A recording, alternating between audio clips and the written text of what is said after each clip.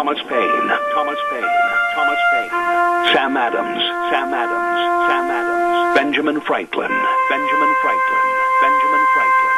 These men spoke up for what they thought was right. From their courage came such documents as the Declaration of Independence and the Constitution of the United States.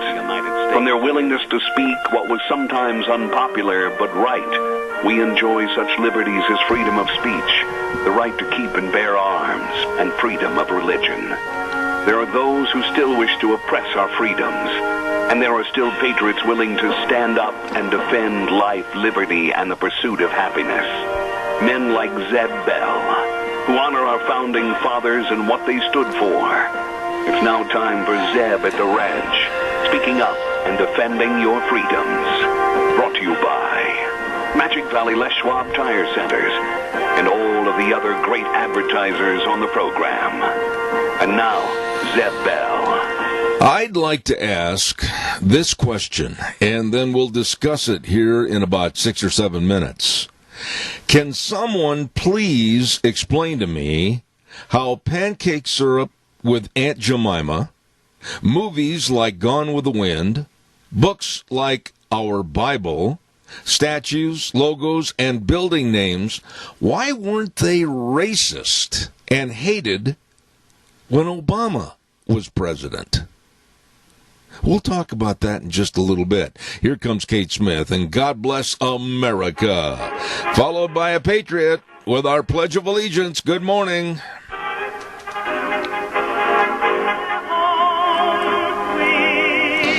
And a good morning to you and yours. I'm Zeb Bell, Zeb at the Ranch on a Monday, the last Monday of July, as a matter of fact. And, of course, we're brought to you by your major sponsor right here, you bet, all 7, Magic Valley Les Schwab Tire Centers, where they provide safe, clean environment and the best in tires for you. Your Magic Valley Les Schwab Tire Centers. I bit my tongue. Thank you very much. Along with Burley Physical Therapy and Rehabilitation at 1263 Bennett Avenue, Suite 2 in Burley, helping you get back to being you.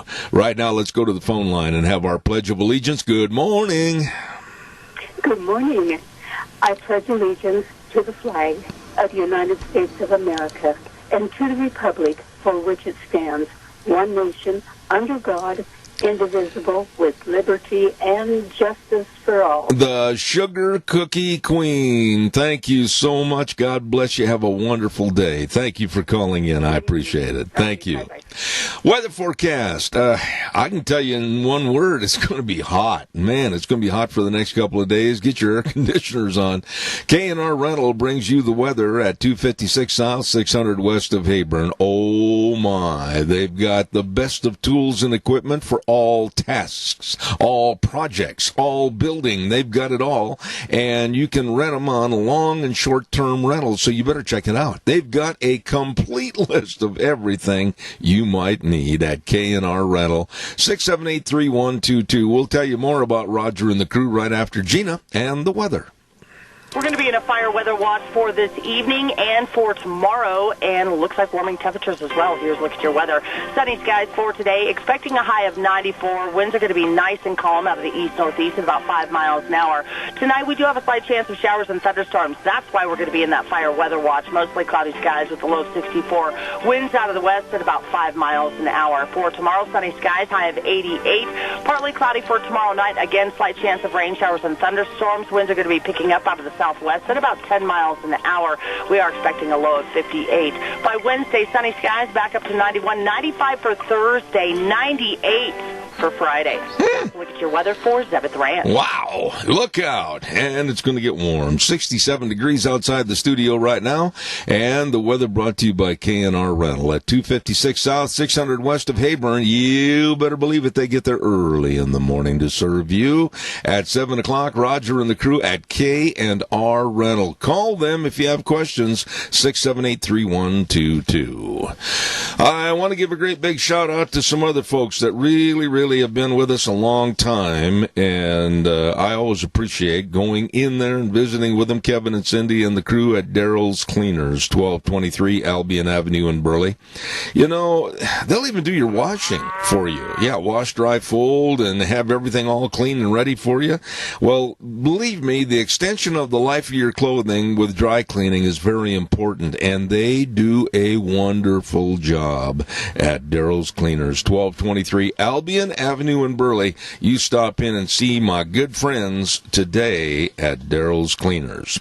Another quick note, and then I'll take that call. Stand by. I want to remind everybody about our friends at Ramsey Heating and Electric. Good morning, good morning. And if you've got an air conditioner and you're going to turn it on and say, whoa, it's going to get warm this week, and you haven't changed the air filters, you better get in there to Ramsey's. They've got all your air conditioning filters at Ramsey Heating and Electric, along with all of your heating, cooling, and electrical needs. I urge you to stop in at 2600 Overland Avenue in Burley. They're open 7:30 to 5. Monday through Friday. Ramsey Heating and Electric. Caller, a good morning to you.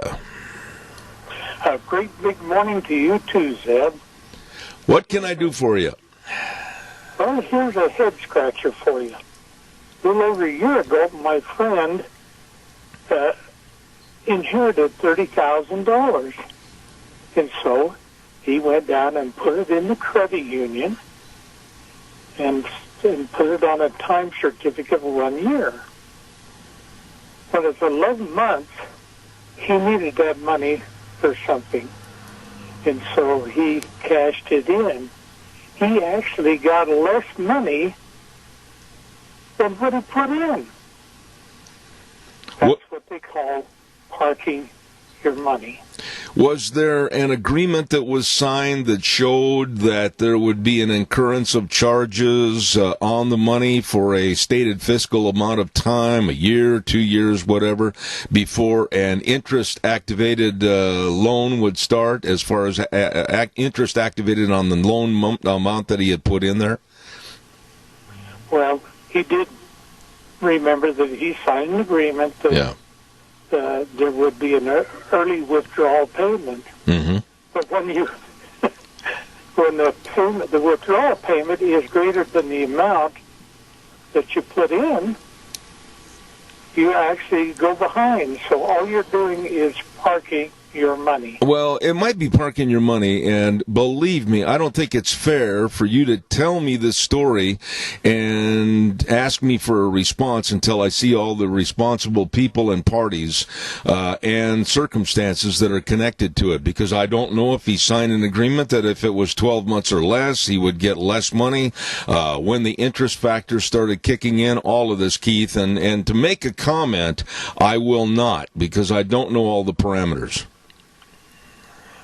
Well, I think it's just becoming quite common that when you only give 1% interest and you put it in there for a certain amount of time, there's always a withdrawal penalty. Well, but when it's greater, in other words, you're paying the bank to keep your money. Yeah, I understand what you're saying about parking fees and all that type of thing. But, again, I'm not going to comment until I know the circumstances. And so, therefore, it's a situation that, to me, doesn't mean anything until we find out the who, what, why, where, and how. So, I appreciate your call, but if I find out more, I'll certainly make a comment. Thanks.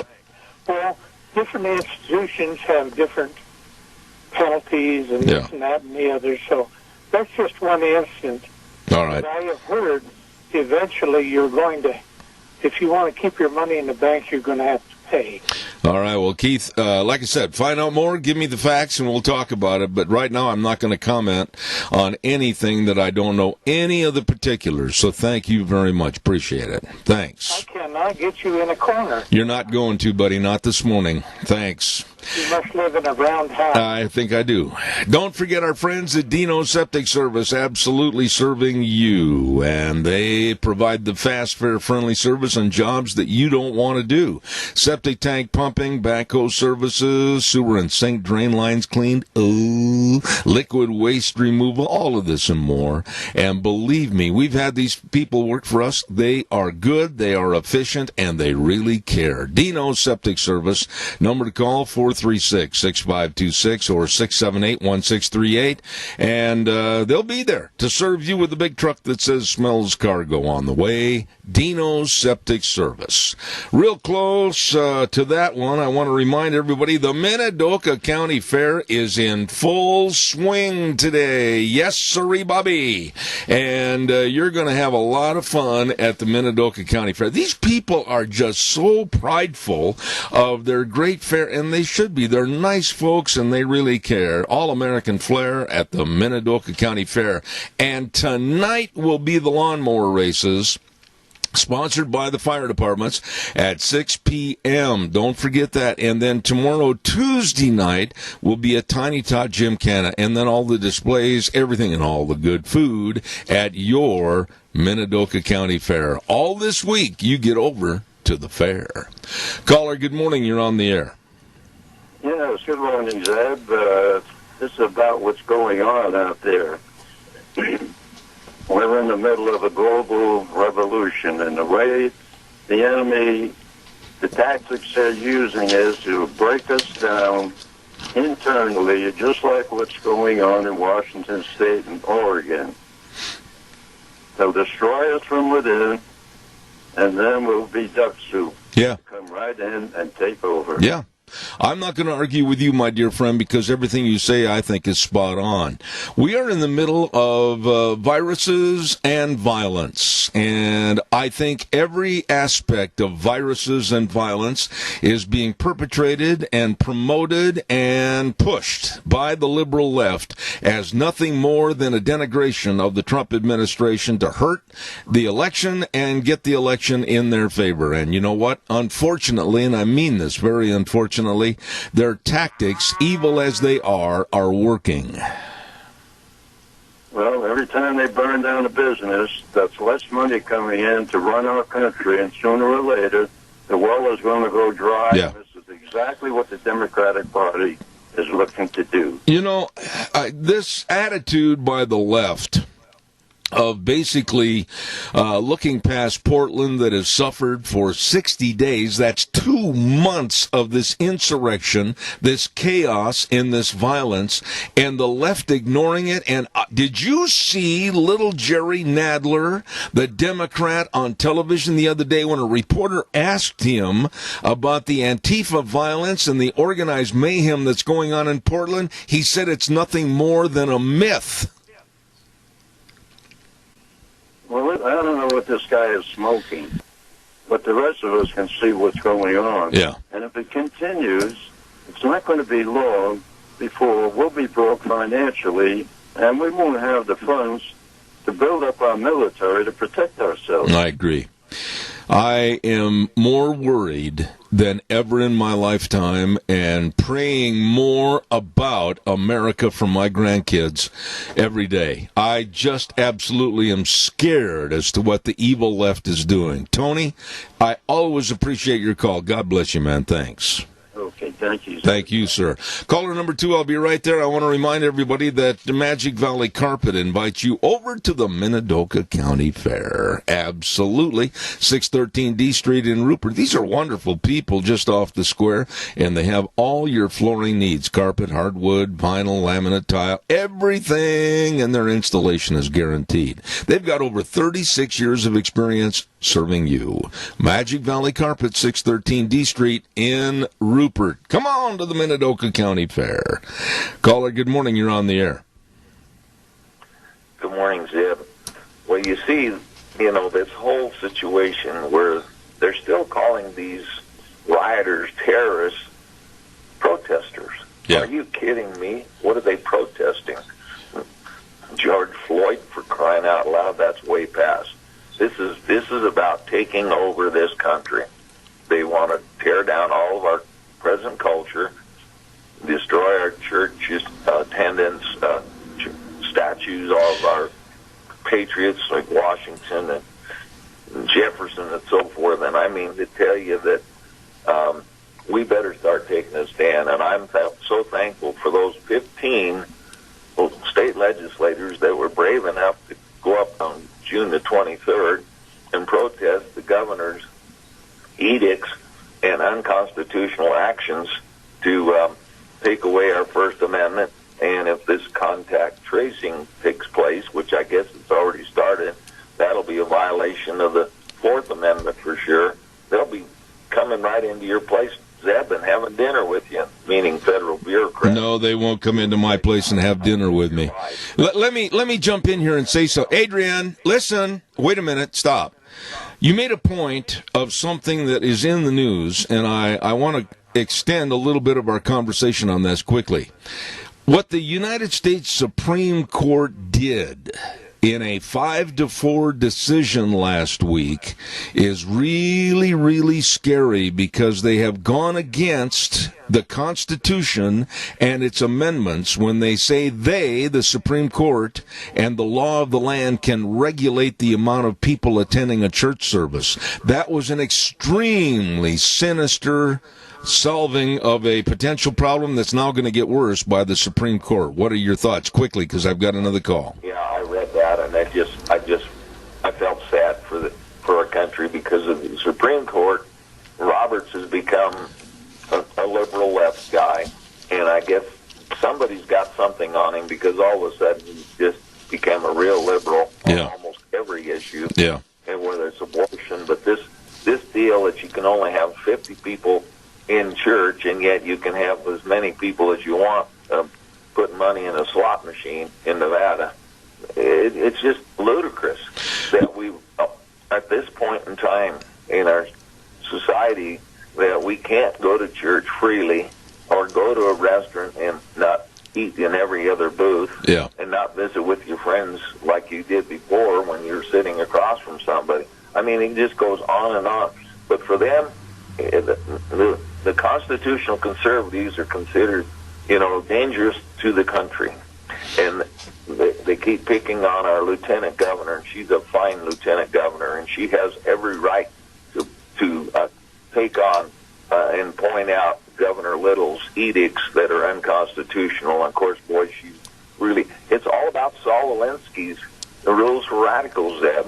Well, I know it is, and we've talked about that numerous times on the air, and I can't go on, but I have others that want to get on the air, but I agree with you in entirety about Saul Alinsky and the left and the dangers, and this is very sinister to me what the U.S. Supreme Court did, denying Nevada Church's appeal of a virus rule of only 50 people, and in the announcement made by the judges that dissented against this opinion, they said it says nothing about freedom to play craps or blackjack, to feed tokens into a slot machine, or to engage in any other game of chance, but we're going to cut back on going to church. Absolutely ridiculous. Adrian, thank you for your call. Appreciate it.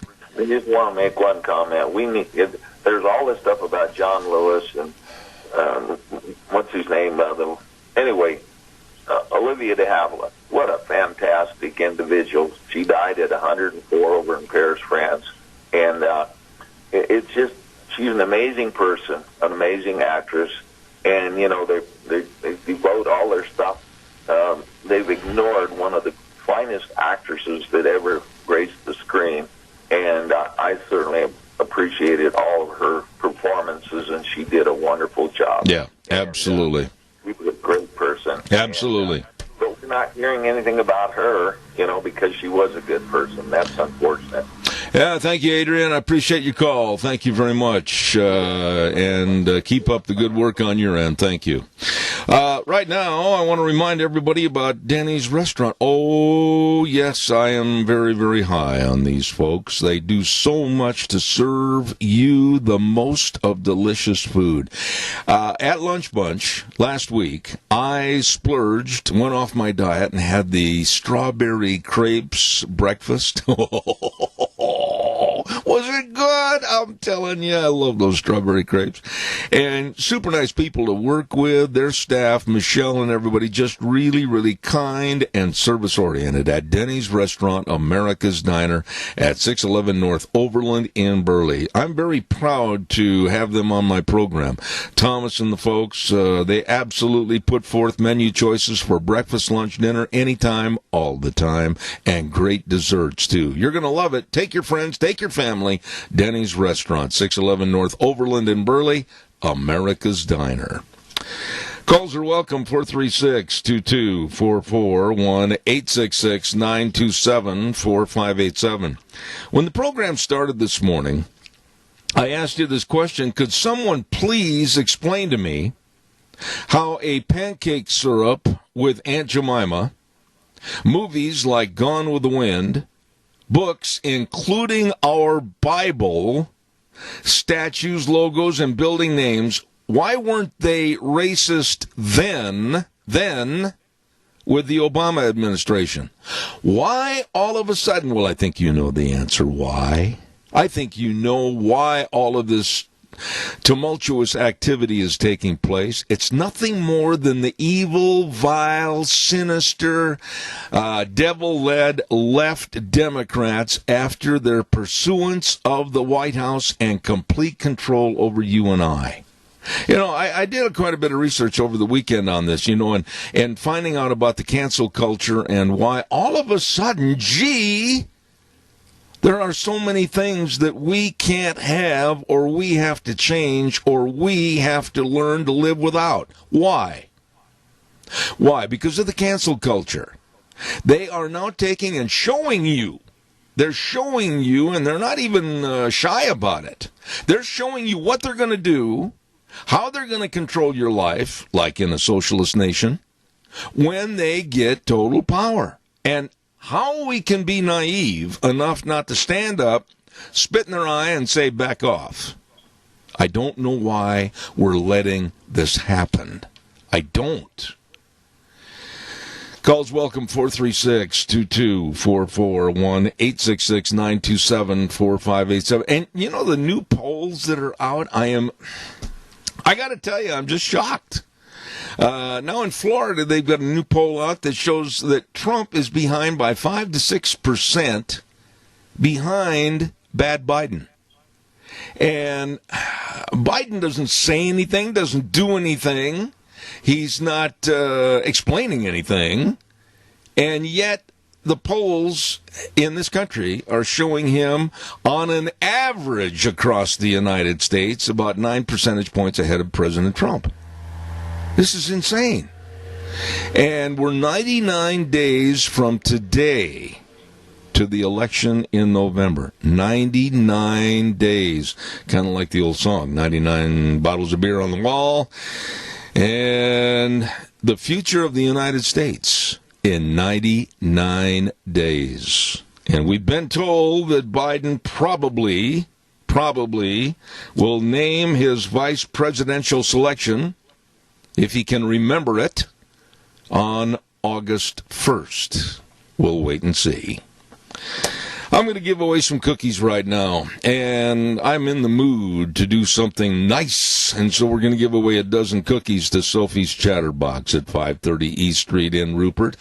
Oh, what a restaurant. Oh, what a bakery. Oh, what delicious food. Oh, the delicious muffins and the cookies and the pies and the cakes and the beautiful wedding cakes. Everything from Sophie's Chatterbox, 530 East Street in Rupert. And here's the question of the day. It's an easy one. I'll tell you that right up front. It's an easy one. I expect the phone lines to light up right away. On the Andy of Mayberry TV series, The Andy Griffith Show, okay, Barney Fife had 2 girlfriends on the show. What were their names? What were the names of Barney Fife's girlfriends on the Andy Griffith Show, Andy of Mayberry? There's somebody calling in on my cell phone, and I can't take that while I'm on the air. Don't forget, Barney Fife had 2 girlfriends. What were their names? Give me a call at 436-2244, 1-866-927-4587. Come on, and you'll win the cookies from Sophie's Chatterbox. Give us a call quickly if you would. All right, let's see. I want to take a look here, and while we're waiting, I want to also remind you quickly about Berry Equipment and Rental. Come on, callers, give me a jingle. That's an easy one. You should have those memorized and on the tip of your tongue. What were Barney Fife's 2 girlfriends' names on the Andy Griffith Show? Andy and Mayberry, please call quick. Berry Equipment and Rental, sales, service, and parts, 159 West Highway 30 in Burley. We had Corey on the program last week, as a matter of fact. And then 465 Addison Avenue West in Twin and the Nampa location. They've got the inventory of equipment that you need to get any kind of a job done. With the lifting, the digging, the pushing, the carrying, the grading, the leveling. Oh, it's all there. Not sure how you're going to run it? Well, they'll teach you. Absolutely. Good people serving you, and they've also got all the Doosan wheel loaders and the excavators and great financing programs and lease rates for you at Berry Equipment and Rental. Burley, Twin Falls, and Nampa. What? No one has called with the names of the 2 girlfriends of Barney Fife, Deputy Barney Fife. What were the girlfriends' names on the TV series The Andy Griffith Show? And give me a call, 436-2244, 1-866-927-4587. I'm just going to do a little check here. Sean, over at our studio, get on your mic there for a minute. Don't give the answer, but tell me, do you know the answer from watching the reruns of Andy Griffith? And he's gone. Okay. Calls are welcome. Quickly, somebody call regarding the cookies, and we'll just carry on. Unbelievable. The New Jersey gym owners that did everything possible to be safe. You've probably seen these 2 gentlemen that were the owners of this workout gymnasium back in New Jersey. They absolutely stayed open. They moved all the equipment more than adequately away from each other with social distancing and making sure that everything was clean and sterilized and disinfectant. They hired people to go around, and the minute somebody was done with a set of weights, they cleaned it and everything, and they wore the mask, and of course they had all the hand sanitizer, everything. But the governor of New Jersey was after them, absolutely after them. And as of this morning, the governor has had them arrested. This is in America, a free society. And people that owned a business, a legal business, straight up, across the board, serving people for their fitness and their health, the governor had them arrested this morning. Caller, good morning. You're on the air. Good morning. Yes, go ahead, please. I'm listening. Go ahead. Okay. If I remember correctly, it's Juanita at the diner, and then Thelma Lou. Who is calling? What's your name? Scott Walker. Scott Walker. Where are you from, Scott? Abilene, Kansas. I'm a truck driver. Well, for heaven's sakes, let me give you the number. Can you write this down, and I'll have you call Sophie's, and they'll get the cookies ready for you. Well, I have no way of going and picking them up and to put them in the mail. So if you want to donate them to somebody else, that'd be fine. But I have no way to get them. I'm in a semi, but I did catch the question, and I knew the answer. I thought it did. You do. It was Thelma Lou, and it was Juanita. And let me ask you, I've been back in your part of the country quite a bit, and especially this time of the year, it's not real comfortable with the hot conditions, is it? No, it's not. We've had a lot of rain lately. We had another 70 hundredths last night. Around us, anywhere from 3 to 5 inches within probably 50 miles of where I live. So It is really humid back there right now. Well, I used to announce a lot of rodeos back in your country, in Dodge City, Topeka, Wichita, all through that area. And I know that in the summertime with the humidity and the heat, it can be really uncomfortable. But we're so glad you called in. And you're right, Scott Walker. Thank you so much for Thelma Lou and Juanita this morning. I don't ever remember seeing Juanita. He talked to her on the phone a lot. Yep. I never seen her. You know, you and I are probably pretty close to the same age bracket, and you're right. Juanita was kind of a hidden face, if you will. But Thelma Lou was really on camera quite a bit and part of their skits on the TV show. But Juanita, I do not recall on any of the shows seeing Juanita with Barney. Not that I remember either. All right, well, Scott, drive safe out there. Thank you for calling in, and call us again sometime when you're passing through. Okay, you guys have a great day. You too, sir. Thank you very much. Well, now, there you go. Truck driver from Kansas calling in, and the correct answer is Thelma Lou and Juanita, and he wants to donate the cookies back. So, what I'm going to do on that is I'm going to donate the cookies, and all he has to do... Sean, are you back there on the microphone? Are you ready? Can you talk to me? I wonder what... Are you there? I'm here. Okay, I'm going to do something nice for you this morning. You are going to get the dozen cookies. You haven't had a cookie, so I feel sorry for you.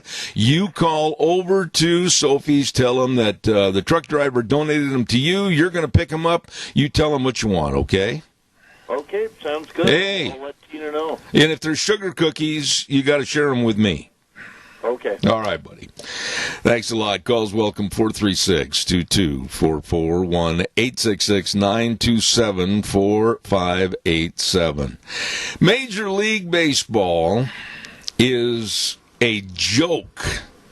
How many of you sat down over the weekend and thought, well, I'm just going to see what's happening with the Major League ball players in empty stadiums? Well, I didn't want to watch because I'm so opposed right now to professional sports and their attitude and what they've done, what they've said, what they propose to do, their greed, their reluctance to bend and help society. But I watched a portion of the game, and it was almost like watching an adult cartoon show. I'm not kidding. The stadiums were empty, and yet...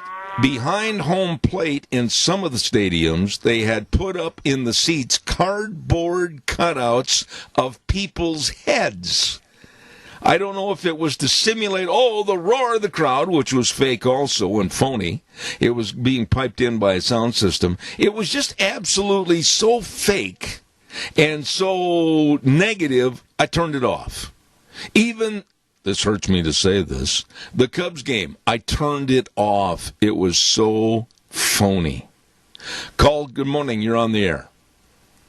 Good morning, Zeb. This is Benny from Twin Falls. They don't call very often, but every once in a while. You know what they ought to do to that? They ought to do that with them guys that arrested those two guys in New Jersey. The feds ought to go in there and arrest them for arresting him. You know, illegal business... and yet these two gym owners have done nothing wrong except try to run their business and stay afloat economically and support their families. And I don't know about you, but I think this sets a very dangerous precedence for all of us in this country, that no matter what we do legally, the feds can come in and squash us like a bug. Absolutely, Zeb. I agree with you 100%. Okay, I'm kind of busy out here driving truck hauling barley, so you take care and have a good day. All right, God bless you, man. Thank you very much. I appreciate your call.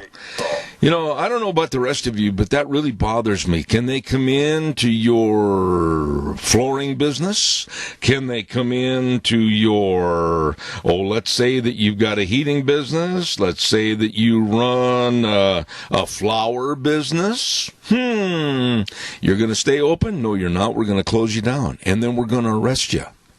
I can't imagine. I'm going to do a lot of checking on this afternoon with some friends of mine that live back in that area, and I'm going to find out more about these gentlemen that own that gym And I've seen them on television on numerous occasions. They're very honest, very straightforward, very personable people that said, no, we provide a service for people's health. And if you're going to have Walmart a half-mile down the road stay open and serve the multitudes, why can't we, with social distancing, the masks, and all safety precautions, have people come here to enhance and further their personal health at our gym? And the governor absolutely was enraged by these two and made a lot of threats and threatened that he was going to lock the doors, and they legally got the doors back open again. And then he said, no, we're going to arrest them.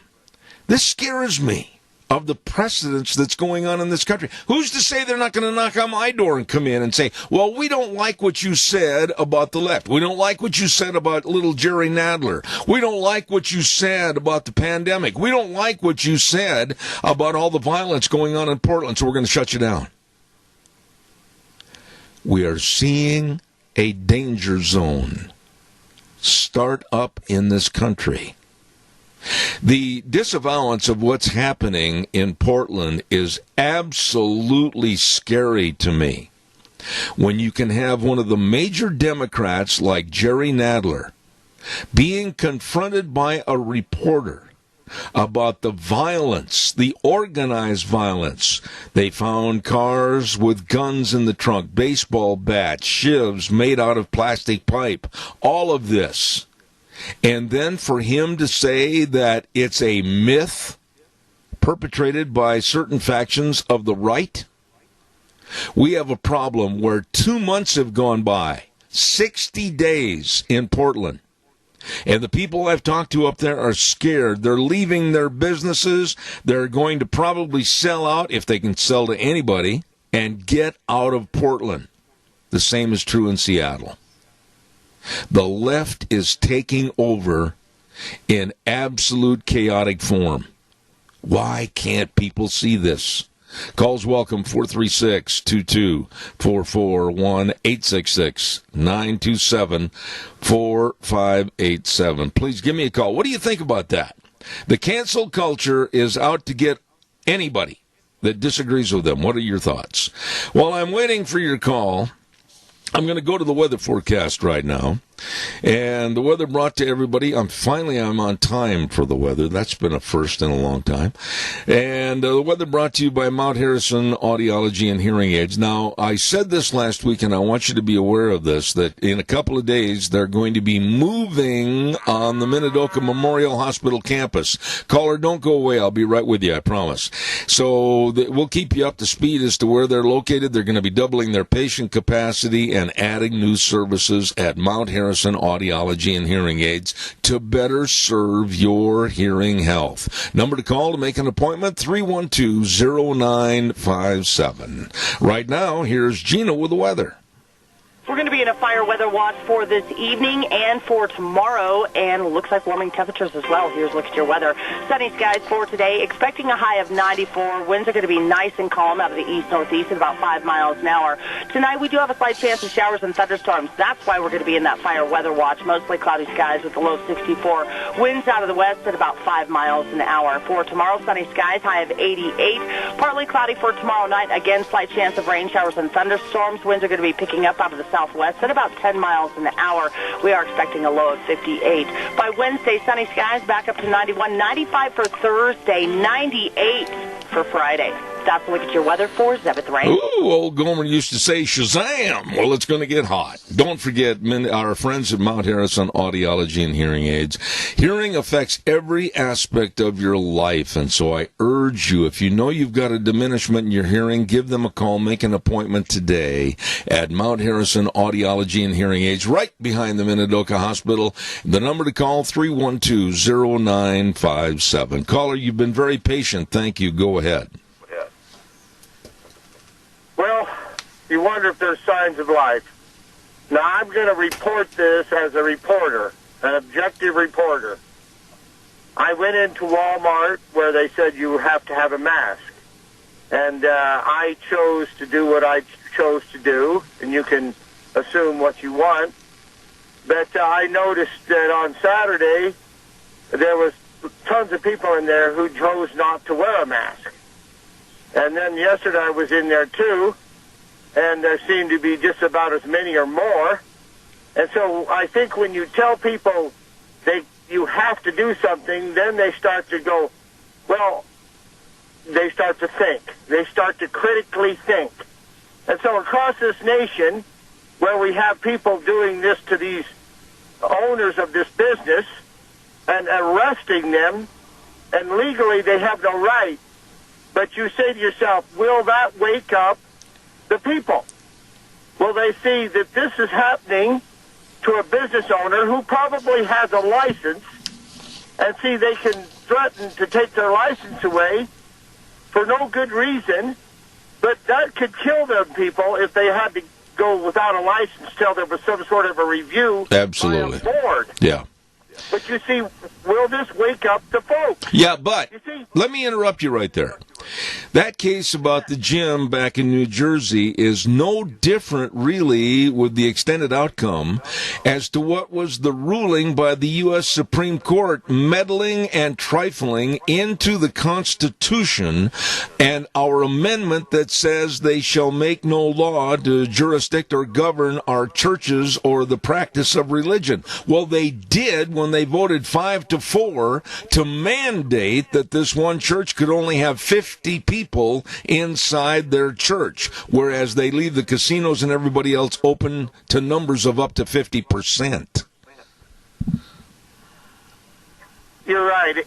It's just like you're not supposed to sing in church. If you're allowed to go to church, you can't sing. Yeah, that's as bogus as it gets. You know, I don't know about you. I'm not the world's best singer, but I'll guarantee you I'm going to exercise my pipes anytime I want to. Well, this is the thing. It's just like a man said about people in Idaho who was in Coeur d'Alene. They stopped the Antifa and Black Lives from coming into downtown Coeur d'Alene because men were walking around armed, peacefully armed. They left.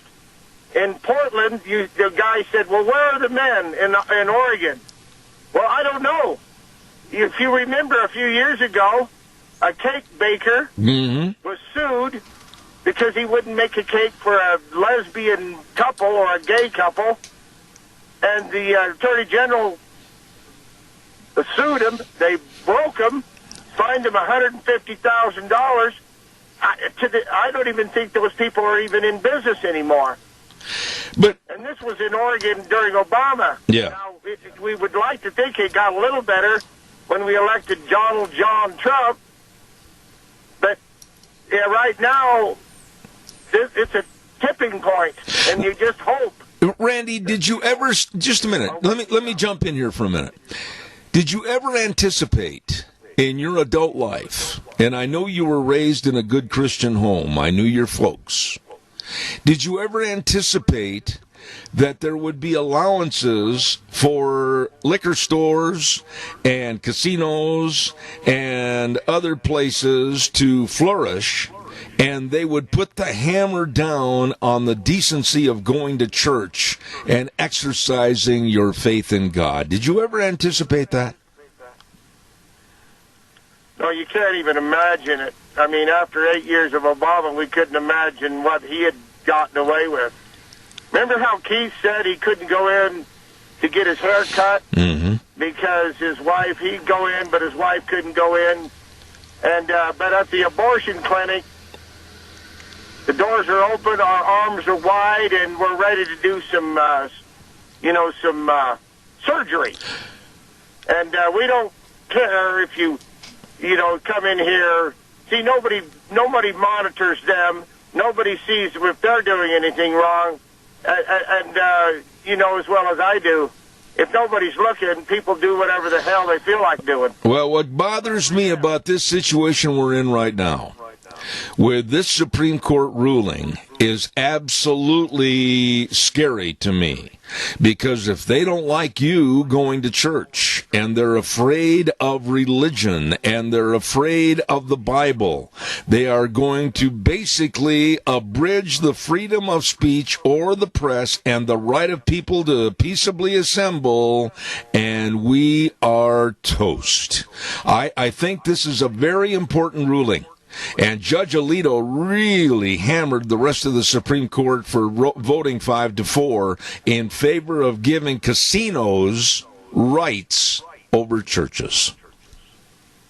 Well, Gorsuch, I've lost Roberts, I don't know what he is, how he ever got there, but I tell you what, he's, and Gorsuch has turned on us too, but not like Roberts. Roberts, he's I guess somebody's got something on him, or he was always just hiding what he really was. I never expected this kind of a vote. I really didn't, because the circumstances that are going to happen, I think ministers, church leaders of every church, I don't care if they can only seat 50 people or if they can seat 500 people, they'd better stand up and take notice and fight back, because this is the government curtailing religion, and that is not right, and it's got to stop. Well, peacefully assembling is the epitome of religion. And, without God, we suffer the consequences, brother. And people who don't know better, don't care. I'd like to think I do know better, and you're right. I miss my mother. She was as good a person as you ever met. And I wish to hell everybody would have been lucky, and not everybody, but those who don't have good mothers would have been raised by mine. I agree with you. Thank you, buddy. I appreciate it. Calls welcome, 436-2244, 1-866-927-4587. Give me a call. I'd like to hear what your thoughts are. And, when they say Congress shall make no law respecting an establishment of religion or prohibiting the free exercise thereof. There are the words that really bother me. Prohibiting the free exercise thereof. The Supreme Court just changed that with a 5-4 decision.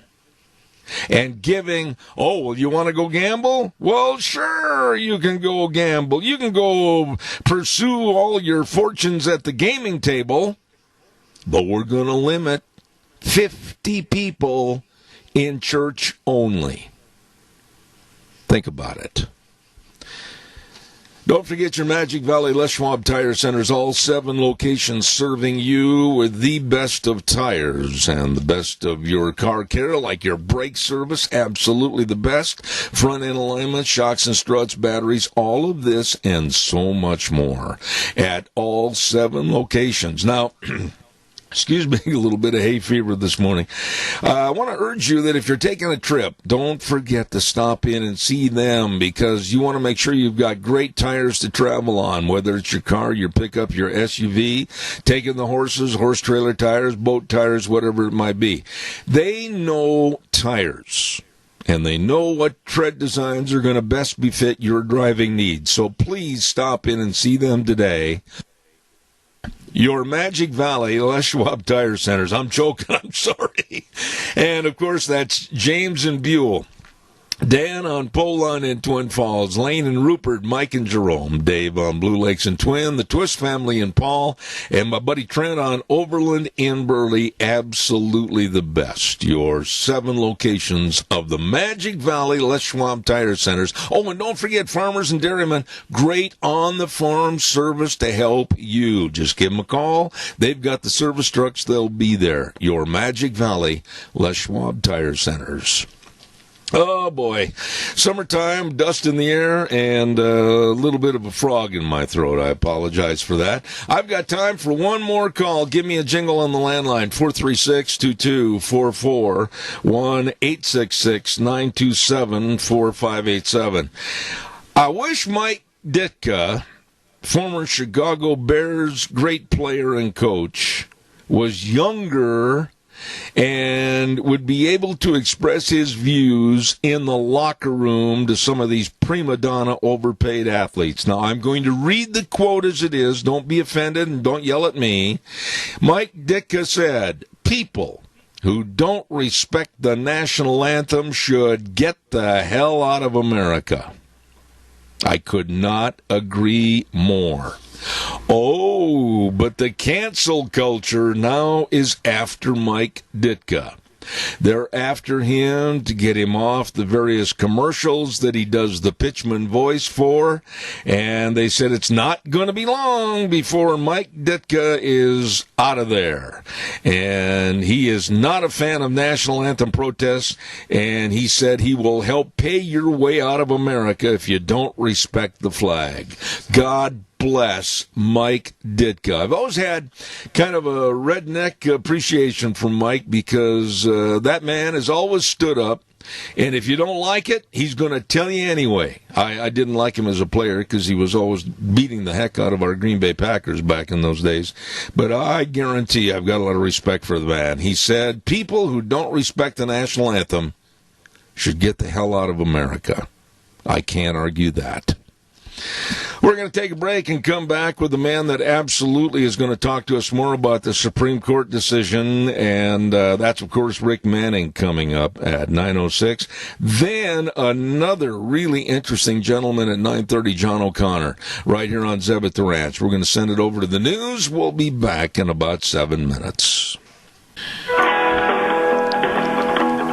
Oh, here we go. Hour number 2 on this Monday, July 27th. Good morning, Zeb at the Ranch, and brought to you by our major sponsor, your Magic Valley Les Schwab Tire Centers, all 7 locations serving you with a very safe, clean environment, and, of course, the best in tires. And along with our friends at Burley Physical Therapy and Rehabilitation at 1263 Bennett Avenue, Suite 2 in Burley, helping you get back to being you. Right now, this good word for Western Waste. From the canyons of the Snake River and all across southern Idaho, we're all at your disposal. Western Waste Services, we care about our community, our resources, and this great land. Western Waste Services is lending a hand, always at your disposal. Western Waste Services, and they love trash. What? Yes, they love trash. They love to get rid of your trash, and they want you to sign up and get on the route service. They'll come by once a week and get your garbage. It's gone. It's out of there. Call the best. Always at your disposal. Western Waste Services, 734-6969. Want to remind you, too, that the Minidoka County Fair is off and running. And tonight, of course, they've got the great big lawnmower races at 6 p.m., sponsored by the fire department. And then all week long, they're going to have all kinds of fun, whether it's Tiny Tot Gymkhana, whether it's the Dutch Oven Cobbler, whether it's the PMT concert, Junior Rodeo, Open Rodeo on next Friday and Saturday, all of this and more at your Minidoka County Fair. Stop over and see your friends. All your friends are going to be there. All American flair at the Minidoka County Fair. Want to remind you, too, about some other great people that every day on my program, I just absolutely think the world of them and their professionalism and their attitude, and that's, of course, the friends at Hanson Mortuary at 710 6th Street in Rupert with Joel Heward, his family, and his staff serving you and taking care and helping to provide the families they serve with the best possible support and comfort, and always upholding the highest ethical standards with unquestioned integrity. When there's the passing of a loved one, please remember they are there to help you. Hanson Mortuary at 710 6th Street in Rupert, number 436-5636. And Joel Heward also serving you and your family at Morrison Payne Funeral Home on East Main in Burley. On Mondays, I get a chance to let this gentleman come in and try to help me understand some of the sickness and ravages of what's going on in this country with different news stories, and I have the highest regard for him. President of Americans for Limited Government. Good morning, Rick Manning. How are you? I'm doing well. How are you, Zeb? Well, I'm going to start this off with a story that I guess as a Christian and a believer, I see this as nothing more but a sinister opening the door and rewriting the Constitution when the Supreme Court voted 5-4 to deny an appeal by a church in Nevada to have at least 50 people or more in their service, but they going to keep them at a low number, but they're allowing casinos to basically let everybody in. I see this as a very sinister future problem against religion. Do you think I'm wrong? No, I don't think you're wrong. I think it is it's inexcusable. It's such a horrific decision that it's almost impossible in any way, shape, or form to justify it. There is an active war on Christianity in particular, and it's an active war which is attempting to make it so we can't worship. And it is at the same time, there seems to be no problem with followers of Islam putting mats out in the streets and gathering for mass prayer. Which without social distancing. So there's not it's the disparity between treatment between the Christianity, which is still the majority religion in this country, and the way the Supreme Court would treat other religions, or in fact the religion of gambling, is almost it's almost not fathomable. But yeah, it's a direct threat to our ability to exercise our First Amendment rights, and they're redefining those rights as being subject to government control, and that's not a right anymore. When I read the First Amendment, and of course you're much more knowledgeable about these subjects than I will be, Congress shall make no law respecting an establishment of religion or prohibiting the free exercise thereof. So in this instance, I'm just going to come out and say the United States Supreme Court has disavowed the First Amendment and has made their ruling 5-4 the law of the land to slap Christians in the face. Yeah, I think that's right. I mean, the justification the justification is that Congress didn't make a law. This was a state that made a law, and it was and as a result, they're subject to different prohibitions. But I kind of thought that was decided quite a while ago, and that states were not allowed to have different laws for segregating children in schools. Brown v. Board of Education ended that. President Eisenhower sent federal troops into southern states to enforce that Supreme Court decision. So, if Brown v. Education says that states can't control who goes to what school, then it certainly must not allow for people to be able to, for the states to say, we're going to only allow 50 people to get together in a worship service, but we'll let 500 people get together in a casino. That's a disparate application of law. It's a manifestly unfair, but I also think you're right. I think the Supreme Court blew the decision, and quite honestly, I don't know what got into John Roberts' Cheerios over the last couple of years, but he has proven to be one of the most disastrous Supreme Court justices, not to mention Chief Justices, in our court's history. Absolutely. We have a caller with a comment for you, so caller, quickly, you're on the air, please. Yes, I was just going to ask you, you just brought it up just while I was on the phone here, but about John Roberts. I mean, this man needs to be, I guess the only thing you can do is impeach him, and that would take, the House, just like they tried to impeach you know, that's what you'd have to do to get rid of Roberts. Impeachment. I mean, you know, something got into more than his Cheerios. Maybe he got into something that, I mean, they got the goods on this guy. And then, of course, our religious leaders across this nation need to speak up because, you know, it's more important to have, and I don't blame the casinos for wanting to be open, but, you know, the religious leaders of this nation, you know, these pastors, religious leaders everywhere need to speak up and say, hey, you can't do this to us. They, you know, being a Christian doesn't always mean turning the other cheek because sometimes you're just ignored. Absolutely. Respond to the caller if you would, please, Rick. Sure. I think that religious leaders do need to rise up and because right now, and by rise up I mean make their voices heard. It's right now, there has never been a time in my lifetime where we needed the ability to get together and corporately worship more than now.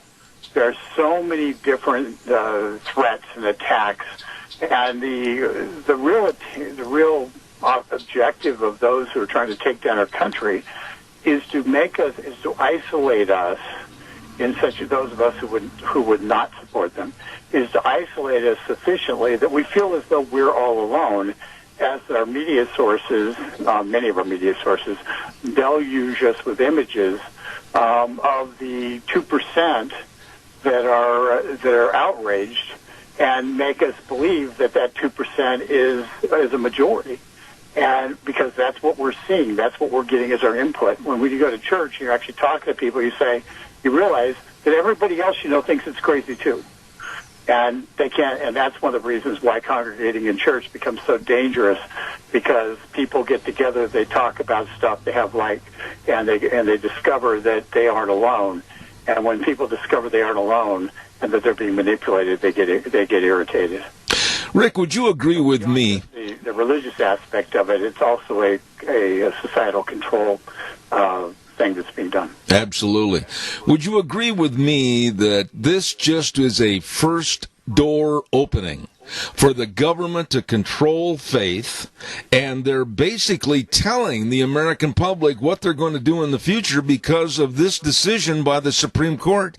They're saying with an open door policy, we're going to change things and you can't stop us. That's the attitude I take from the Supreme Court.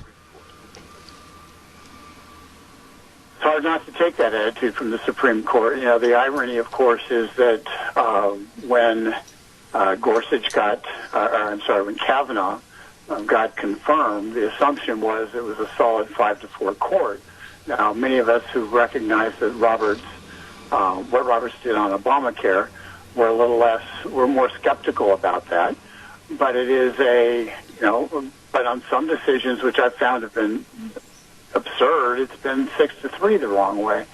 So there's something in the water faucets in the Supreme Court building, I can't rule out there are other things going on, which your caller alluded to, but I don't like to say stuff unless I can prove it. That's right. And so I don't really want to engage in conjecture.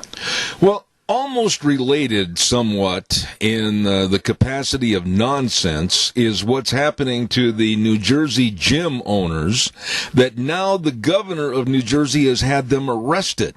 And I'm sure you've been following this case too. They have done everything they could to have their physical fitness gym open with the social distancing, the mask wearing, sanitization of all the property and all the equipment. They've done everything.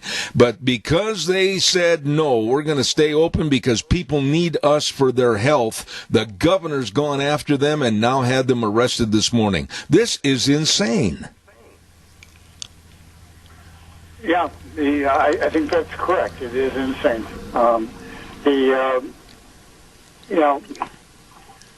I used to do a lot of work in New Jersey, and so I've got a significant amount of knowledge about the state politics. And it's a state where they have never been shy about using police power to you violate people's rights. Mm-hmm. The question will be, and I would assume that this gym owner is going to fight and go to the Supreme Court and put the Supreme Court on it.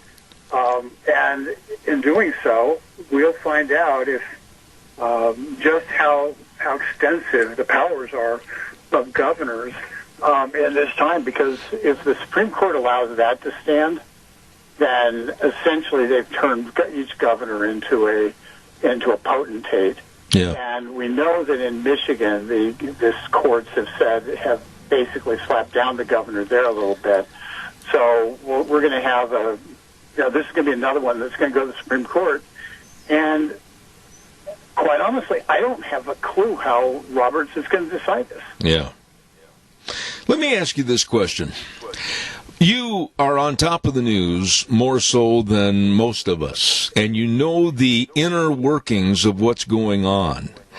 When you look at Biden and in the basement and his absolutely vacant stares and his nonsensical answers to questions, if he can give any, and then you read the polls that show on an average that he's probably ahead of Trump by 8 to 9% across the board in the United States, I just got to sit here and scratch my head and say, how? How can this be happening? What are your thoughts?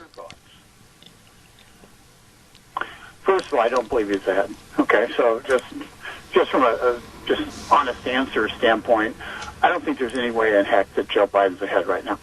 And I can give you a lot of reasons why, but I was looking at a poll that came out from NBC Marist, I think, over the weekend. And once again, it was one of those polls. They don't give you the details of who they surveyed, but it was, all voters. Not even all voters. It was basically...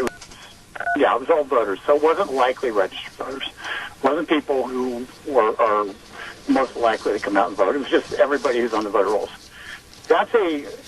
We know that President Trump, that the intensity for Trump is far higher than it is for Biden. Mm-hmm. Now, there's strong intensity against President Trump, but when you get to voter turnout, it's all about intensity, and Trump voters are going to come out and vote. And when you get, and that matters. Who comes out to vote matters. Secondly, I don't think any American, if somebody just randomly calls them and say, who do you think you're going to vote for president, with a cancel culture going on right now, is going to say, oh, I'm voting for Trump. Because you don't know who's actually calling you, and they could basically report you to your work, and That's right. You're a school teacher, and you're fired. So what are you going to do? You're going to basically refuse to answer. And in a survey of people who refused to answer, it was found that the people who refused to answer, they basically went through who are these people. They're overwhelmingly Trump supporters. Last reason, there was something done, a survey of people asking them if they were afraid of voicing an opinion, and the numbers were overwhelming that the conservatives and very conservative people said, I'm not voicing an opinion because I don't need to take grief. And so the people who are least likely to voice an opinion, least likely to stick their neck out on this, are people who are conservative because they don't want to end up in a big fight over it. And that is the reality. And given that, Trump's going to win. It's going to win in a landslide. Because when people get behind a curtain, they're going to be mad that they've been shut up. They're going to be chomping at the bit to go vote, and they're going to be mad at the people who've been trying to shut them up. And they're going to see what's happening in the streets. And they're going to say that can't be allowed to occur anymore. And if those things happen, Trump wins in a landslide. And quite honestly, if America votes for Joe Biden, America's basically given up. Yeah. Because, Joe Biden can't even make a case for himself. It's not like he's offering an alternative vision. His alternative vision is essentially he's the Puxatawny Phil, sitting there and going back into his hidey hole for 6 weeks because he's scared of his shadow.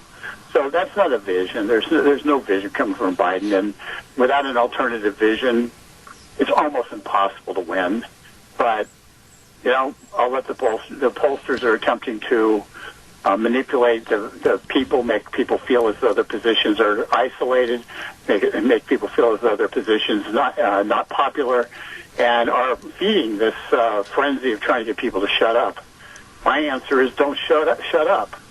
And once again, I keep going back to this local thing, but the easiest thing in the world to do is get a hold of your local school board members and encourage them to do simple things that are in their control, like, say, the Pledge of Allegiance.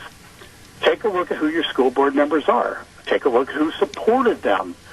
Typically, school board members are supported by the teachers' union.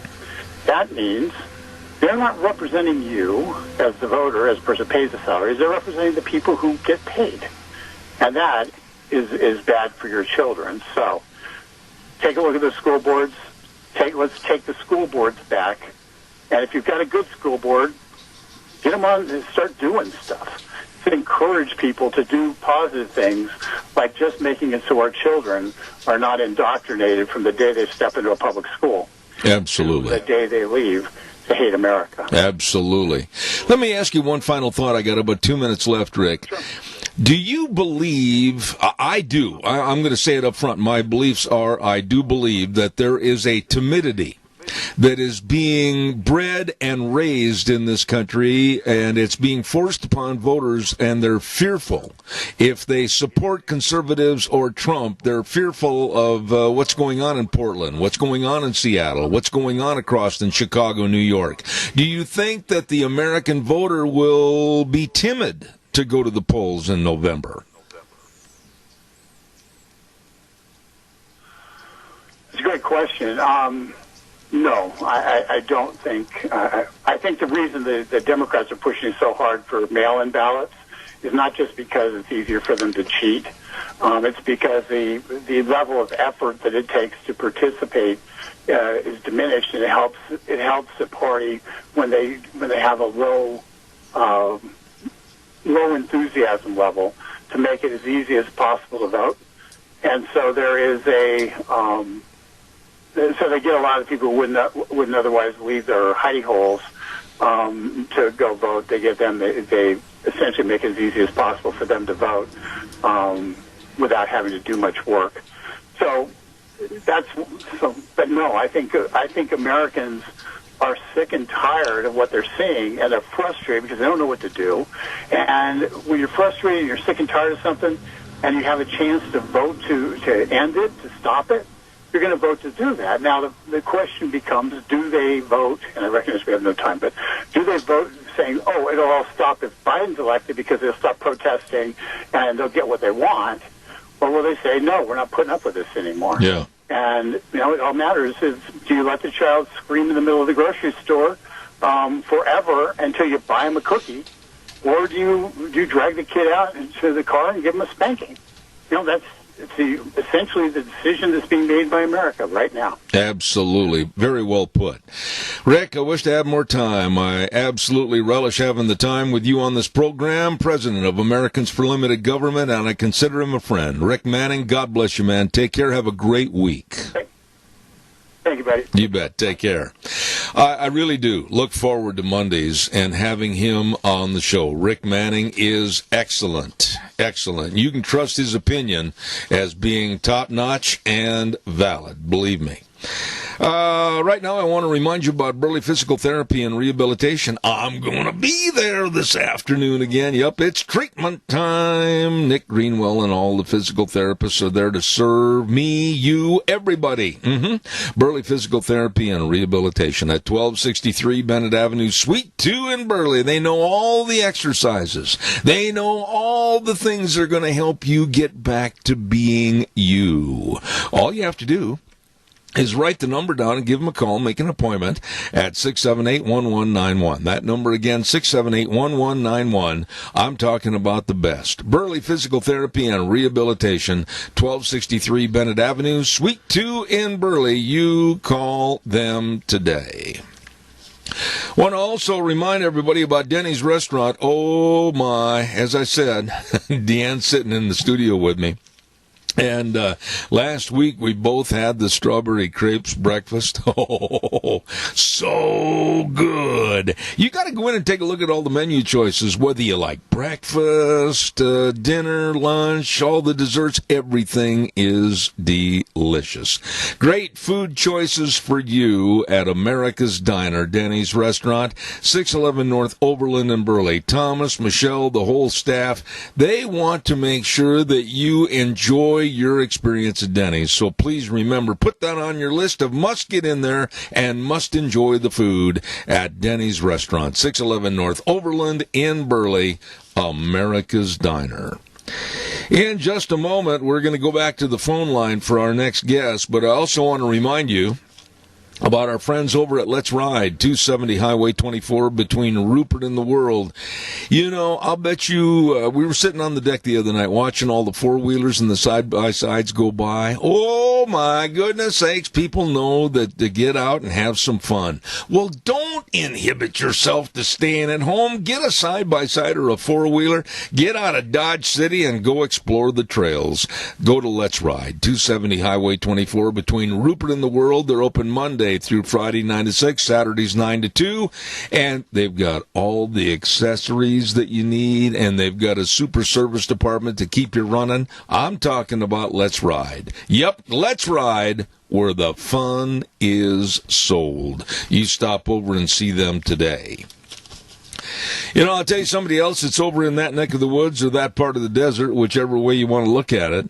And that's, of course, our good friends at Cameron and Siemens Insurance, Highway 24 in Rupert. Right on the curve as you go into Rupert.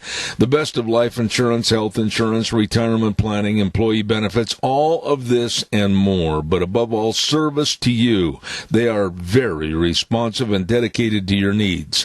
Todd and the crew helping you. All you need to do is just call the number and make an appointment. 436-4424. That number again, 436-4424. Cameron and Siemens Insurance, Highway 24 in Rupert. Really nice people.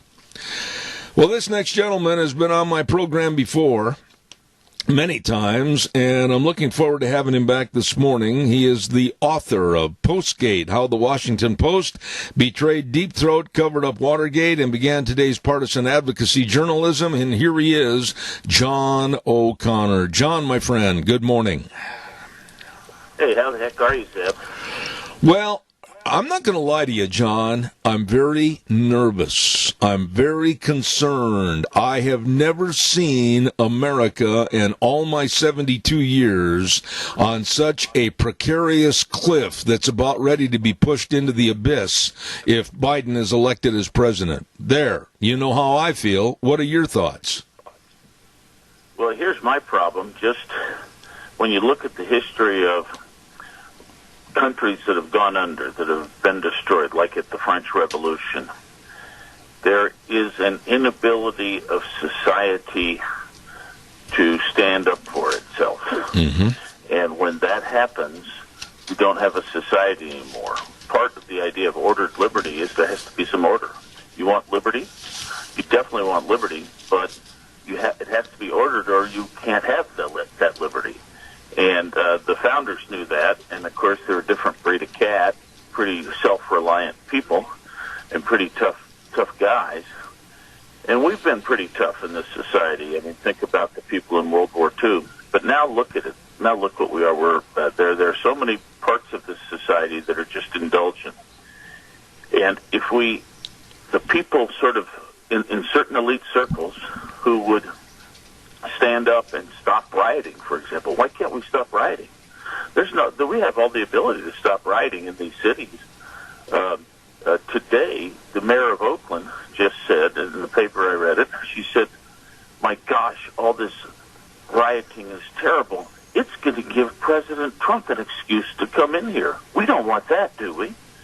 And you almost want to say it's like a parent who can't discipline a child. And wait till your father gets home, you know?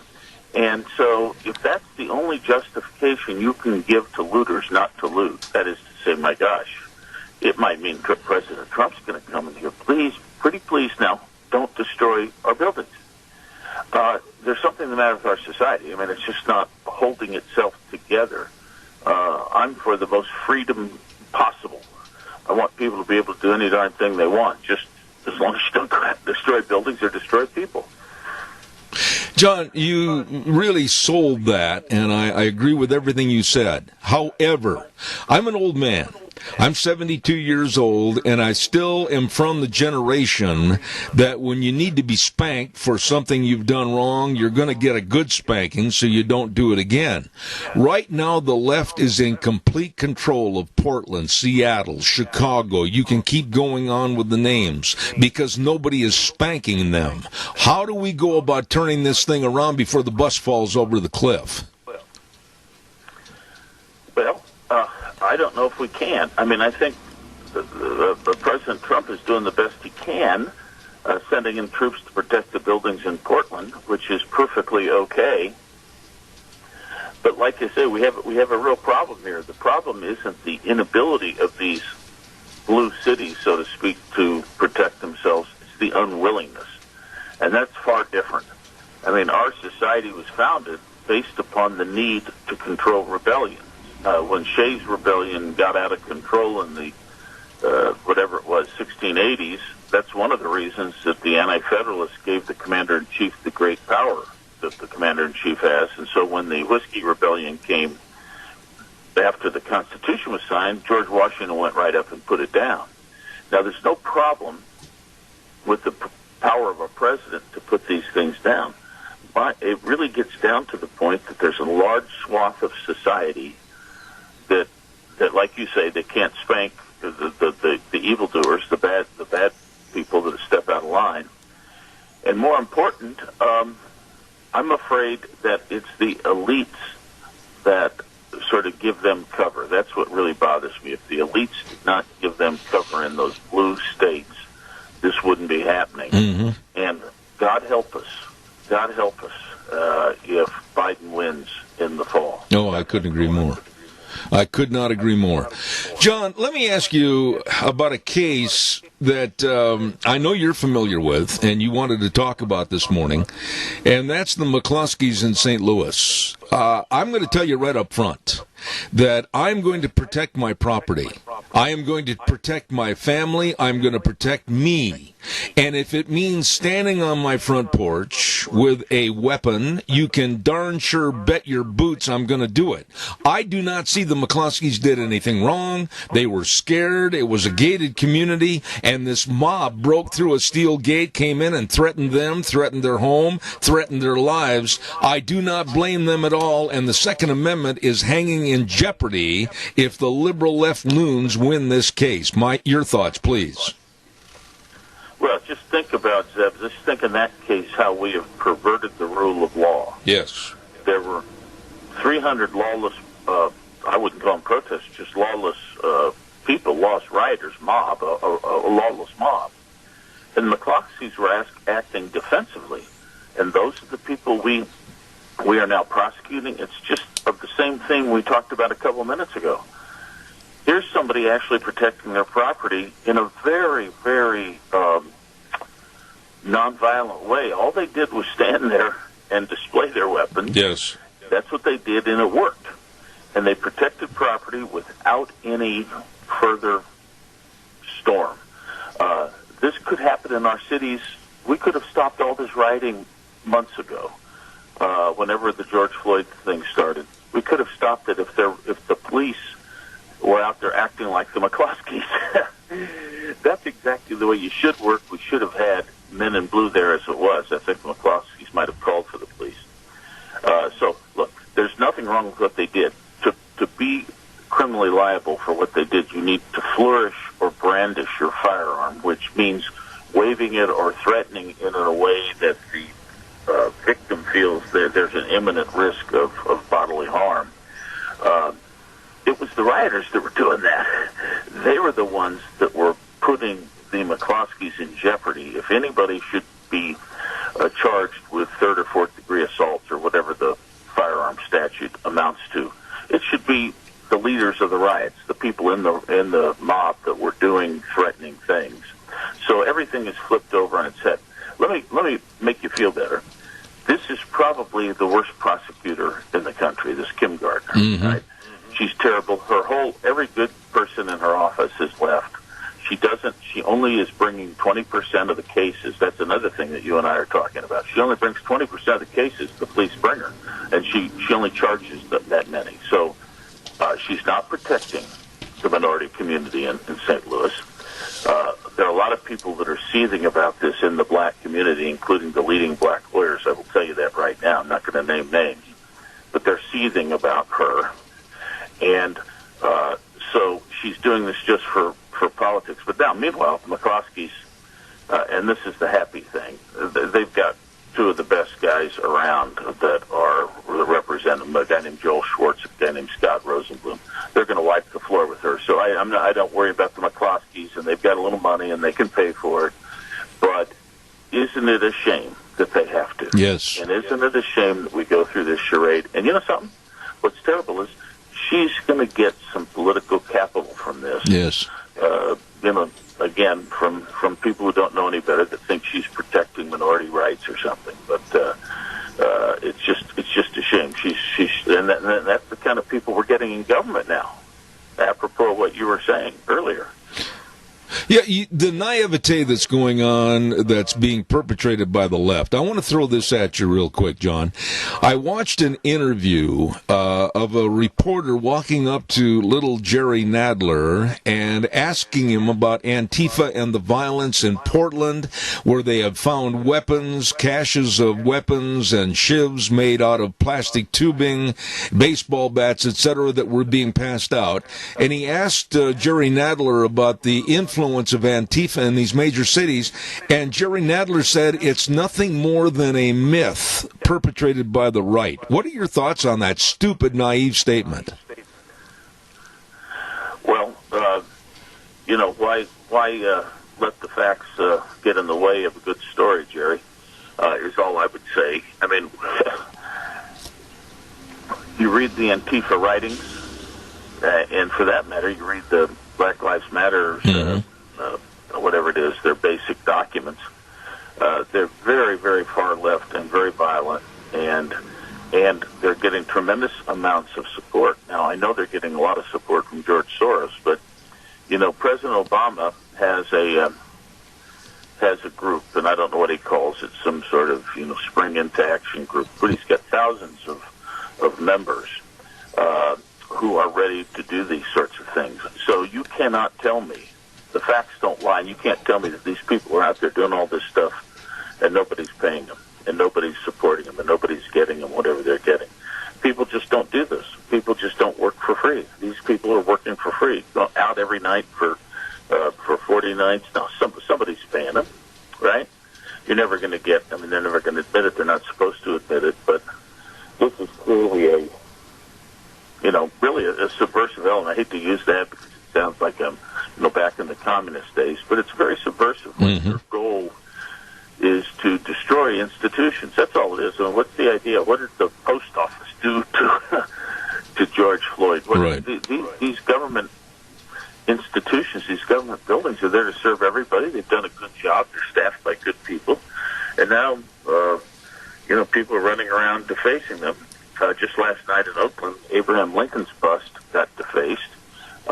Now, there's a guy, I thought he did a lot for the cause of social justice in this country, and now we're indiscriminately defacing him. So it's a sad thing. It's exactly what you and I are talking about, and the fact that a guy like Nadler is giving cover for these people. He's giving cover to Antifa. He's giving cover to the Black Lives Movement. There's parts of the Black Lives movement that I got no problem with. I have no problem with the idea that Black Lives Matter, for example. But I do have problems if they're going to try to institute a Marxist society, which is their documents suggest. Would you agree with me, John, that actually the left and the evil that's going on, they're being very transparent, and they're basically telling the rest of us right now what they're going to do if they assume power and control and destroy the First and Second Amendment and just basically throw the Constitution in the garbage? They're telling us that right now. Well, tell you, I live in Democratic land here in the Bay Area, and I've got a lot of friends. Most of my friends are more on the left. And you'll hear them as we're talking. They'll say stuff like, yeah, well, I gee whiz, I don't like a lot of the stuff these progressives are saying. I just don't like it. And then they'll go ahead and then they'll talk about how they need to win in the fall. And I want to say, well, wait a second. If you don't like what the progressives are saying, why are you unhesitatingly going to support the Democratic ticket? Wait, if you don't like it, what are you doing about it? But no, it's the way it is. You go along with the program. Mm-hmm. And so people are going to be voting for a president who's going to sponsor policies that, of course, he's been forced into. He doesn't. I think he has about as much agency in this thing as my dog does. But he's being forced to into certain policy positions that even he doesn't agree with. Much of the Democratic base won't really agree with him, but they're going to come in anyway. I think in one of the poems about the Irish rebellion, the poet, I guess it was Yeats, might have said, the best lack all conviction, the worst are full of passionate intensity. And I think that's what, unfortunately, the left in this country is. The best, there are a lot of good people over there that just have no conviction and can't stop the passionately intense people that are doing all this stuff. And it's a real serious problem. I mean, it's the sort of what started out as liberalism is now a form of repression. Yes. And we're facing a very dark future if this election goes the other way. And I'll tell you, I mean, I wish I could go in and just sort of discipline our president to stay on message and stay focused and not get into needless fights, because I want him to do a good job and get reelected. Sorry. But are you, right now this morning, on this July 27th, what are your concerns? 1 being not too concerned, 10 being very worried. What are your thoughts about this election only 99 days away? 10. This is terrible. Things are bad enough as they're right on the precipice. But think what happened. Think what would happen if we didn't have the little bit of pushback that we're able to give right now to all these forces. Think what happens when we open up the gates. We're opening up the gates to the barbarians, really, and that's not only the looting and rioting. That may not go on for a while. That may stop. But opening up the gates to all kinds of silly social policies that are going to destroy us. I mean, we have enough data by now to know that the climate thing is of modest import. It's of modest effect, the carbon dioxide. We know that now. But we're going to do all kinds of things to destroy our economy at a time when it shouldn't be destroyed. We're going to have to raise taxes, probably, and that's not going to be good. We're going to do all kinds of things that are just self-induced suicide almost on climate. Who knows what's going to happen otherwise with social policies. And then, so I say it's a 10. I say it's a 10 here. I mean, I say we're on the brink of it. Do you believe that it will be Kamala Harris as the chosen one for vice president? What are your thoughts on the VP nod before I let you go? Well, I think it's got to be. I know her a little bit from back in the days when she started out running for DA and so forth. I gave her some money, went to a few fundraisers for her. A buddy of mine knew her. But she's the best of the lot, and Biden has boxed himself in by saying he's going to get a black woman of color. Well, I hope it's Kamala, because there's nobody else that, can walk and chew gum. And I don't know that she's really ready for prime time. And think about it, we're now handing the keys to the country to Kamala Harris, who basically has had a fairly a career that has not prepared her for the presidency. And yet we're going to have the country run by somebody. Okay, she ran a DA's office in the most liberal city in the world, and that's basically what she did. And she's been in the Senate for half a minute. and the papers came across her desk, and some of them she signed. But we're going to leave the country in her hands? I'm sorry. John, one of the things that you see in these Democratic debates is everybody standing on the stage saying, "Oh, the latest idea that hatched 2 minutes ago, I'm for that." Yeah. Do you believe, last question, that race is going to be very dominant in this election perpetrated by the Democrats? Well, I think the Democrats want to make it about that. I don't think it's a good idea, very frankly. I think people are sick of it. People realize that we've gone so far in our racial attitudes, it's absurd. Anybody as old as I am understands that. And I don't think the race thing plays out that well with the general population. I think it's another thing where the elite media, the left media, has foisted this on us, the New York Times, thinking this is the big issue. I will grant you that there are problems in the minority community, but I think they should be addressed through reform of our shameful education system. But I don't know that we're going to do anything by knocking down monuments, are we? Absolutely. We're going to do the job. Now everybody's on the block. Now it's Monroe and Madison and Jefferson and everything.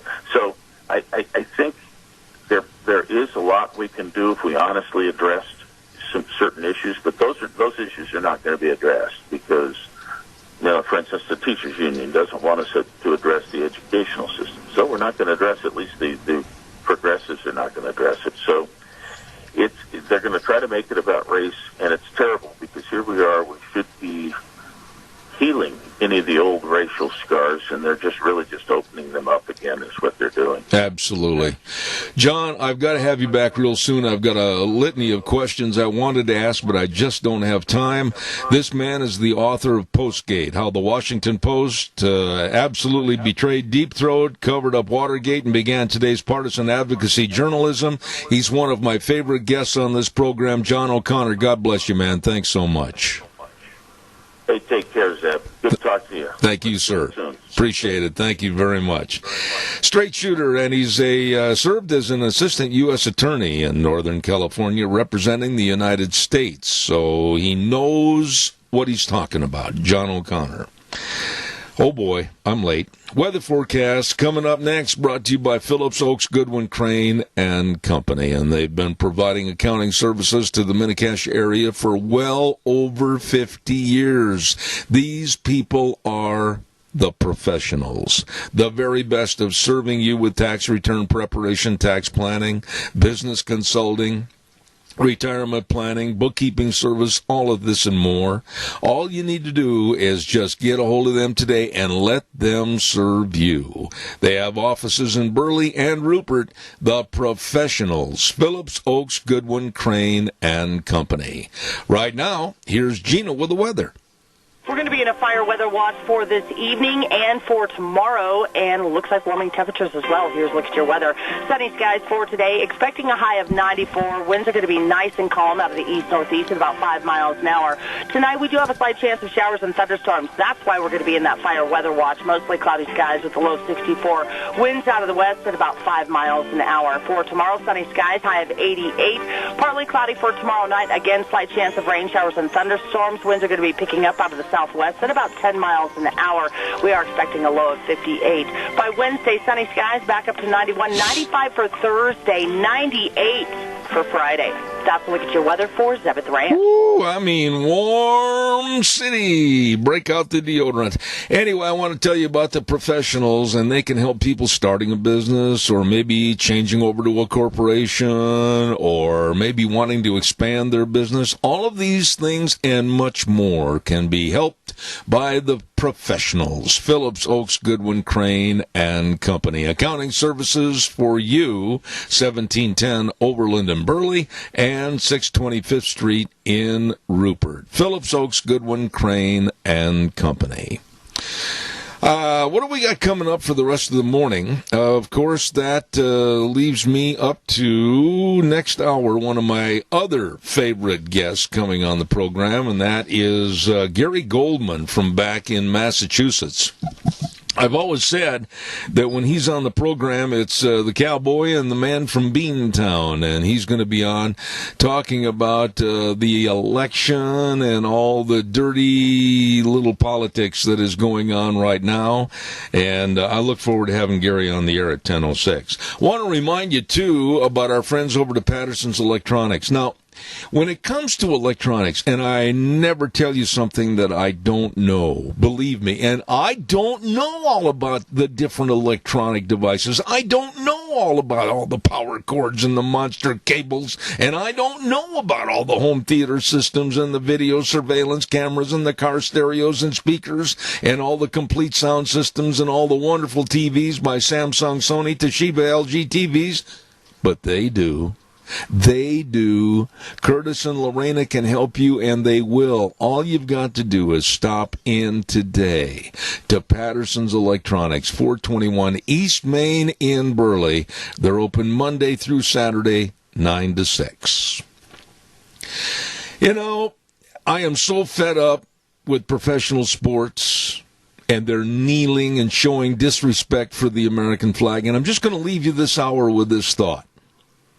If you want to see America respected, if you want to see America loved, if you want to see America appreciated, tune in to the Cowboy Channel and watch live production of rodeos across the country. I don't care if it's Ocala, Florida. I don't care if it's Deadwood, South Dakota, Burwell, Nebraska. And watch real, honest patriots stand with their hats over their hearts during the prayer and acknowledging solemnly the national anthem.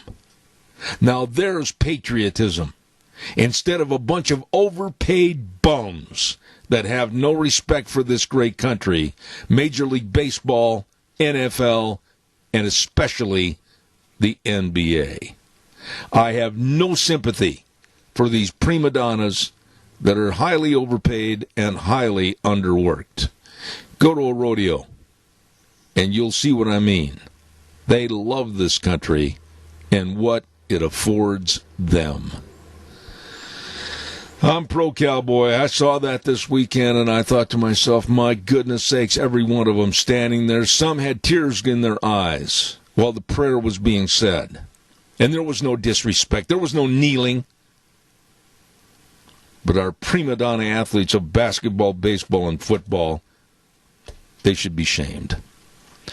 I'm going to be back in about 7 minutes with much more with Gary Goldman. And then at the bottom of the hour, Vicky's Country Garden with the lovely Miss Vicky. And then Dog Days with Deb Hines at 10:46. I'll see you in a few minutes.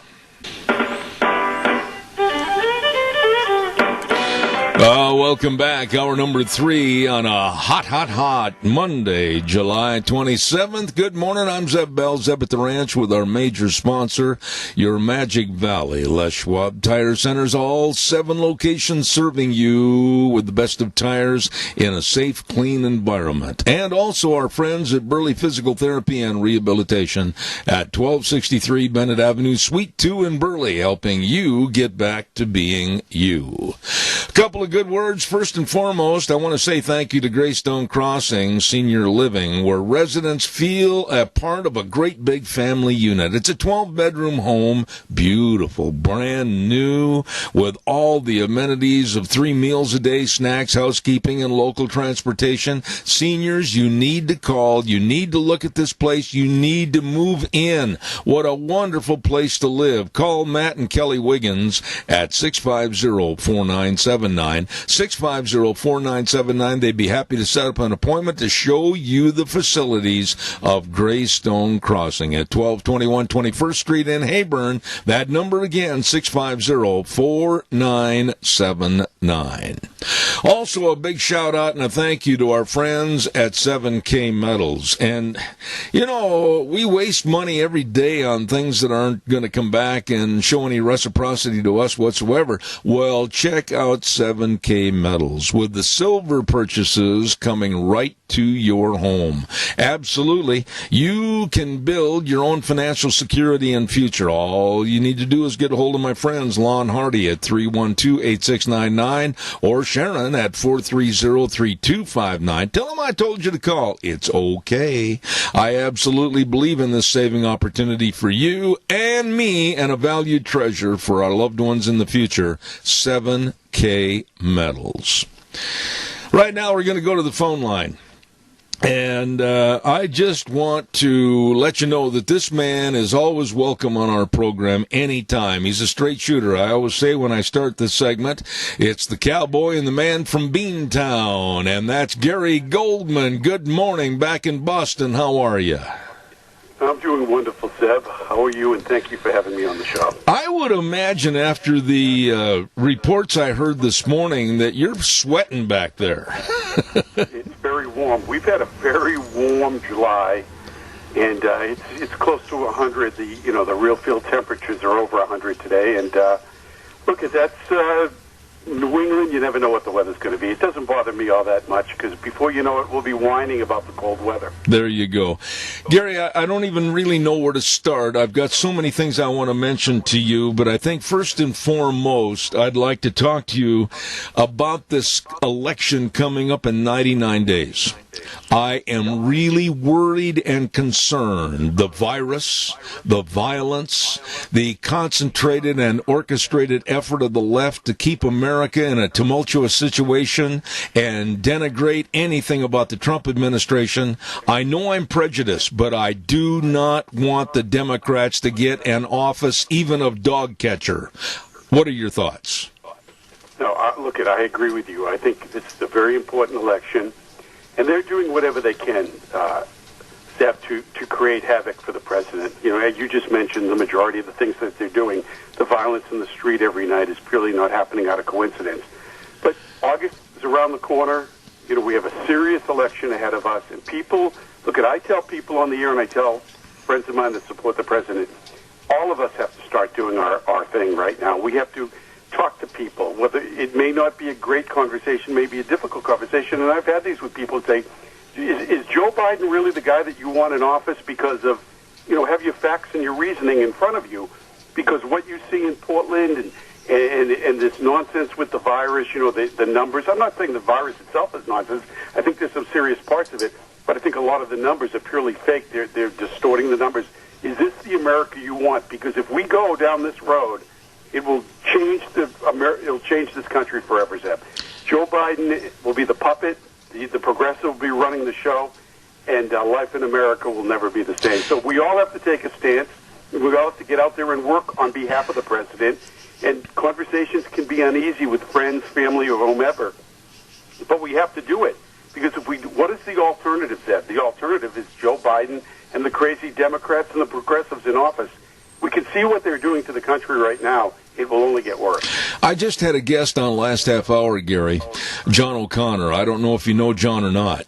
And I mentioned to him that the left is basically being extremely transparent right now, and they're opening up the doors and the windows to their evil house as to what they want to do to America with the violence and all the concentrated efforts to take away the First and Second Amendment. They're telling us how they want to govern us.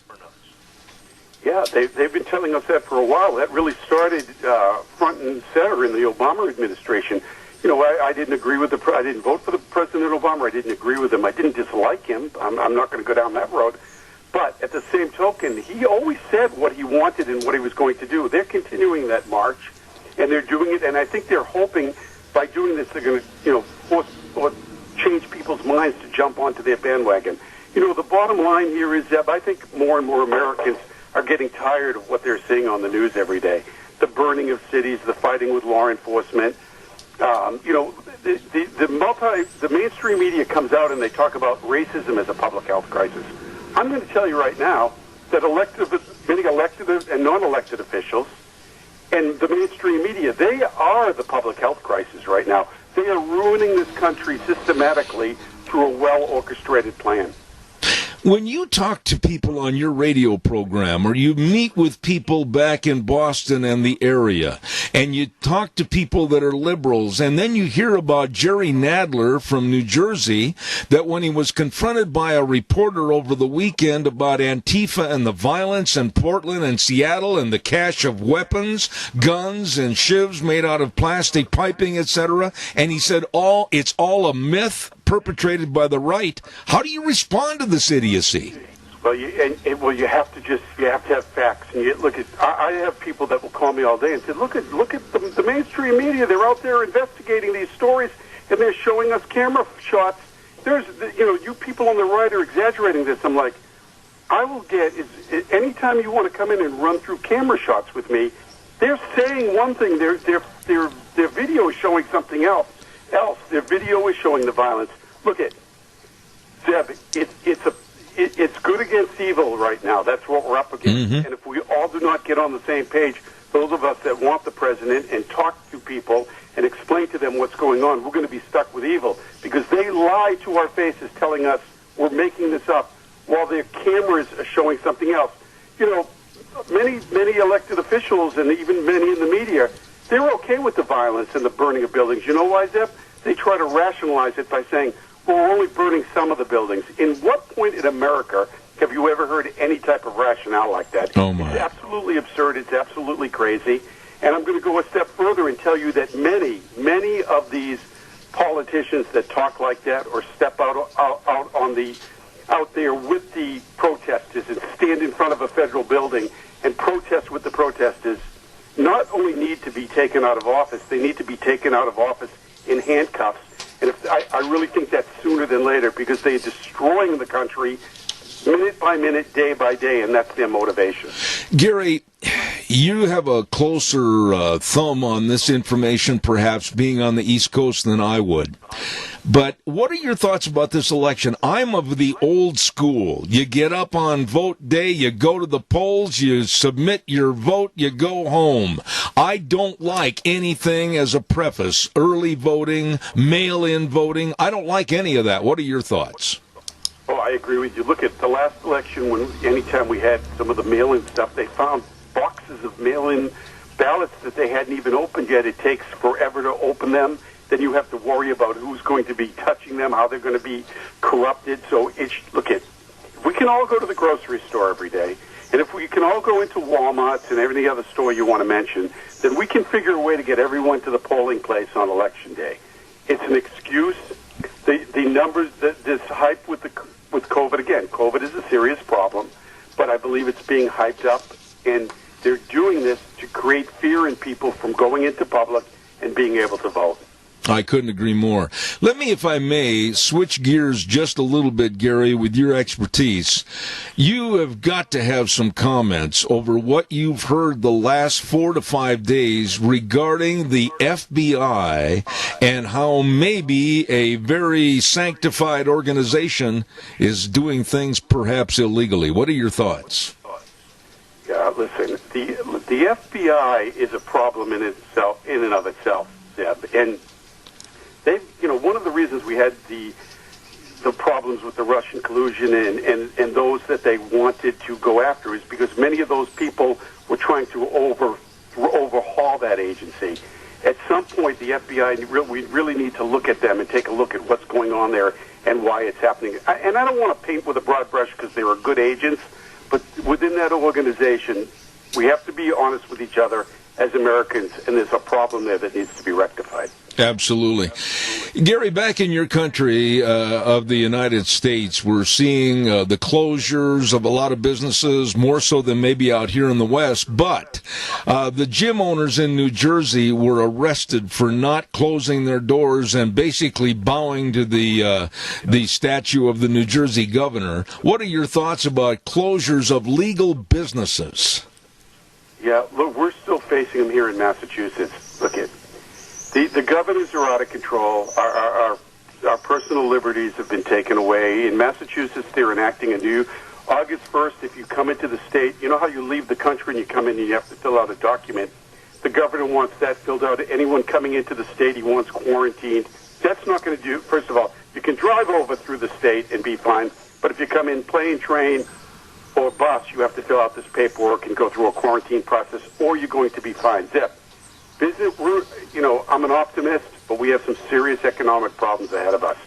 We have hurt businesses. We haven't seen the net effect of these close downs, and many businesses are still closed down, and they can't get going. The longer these governors and mayors want to keep their cities closed down, they're only hurting the economic train that fills their pocket with revenue, tax revenue. So, I don't like to get negative. Negative does nothing for anybody, being negative. But I think we have some serious problems when it comes to businesses that try to do what they need to do to stay open. Health clubs have been a big part of this. We've had several here.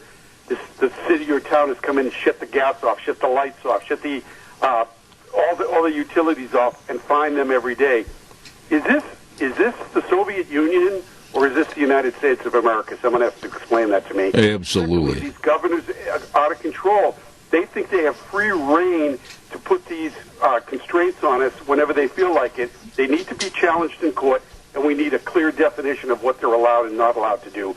Because there's crazy people that want to pull the switch on the economy again. They're not going to have to even pull the switch. If we keep doing what we're doing, we're going to ruin the economic wheel of this country. Yeah, and I think I know how you're going to respond to this next thing that I'm going to ask you, but I feel like you and I are on the same page.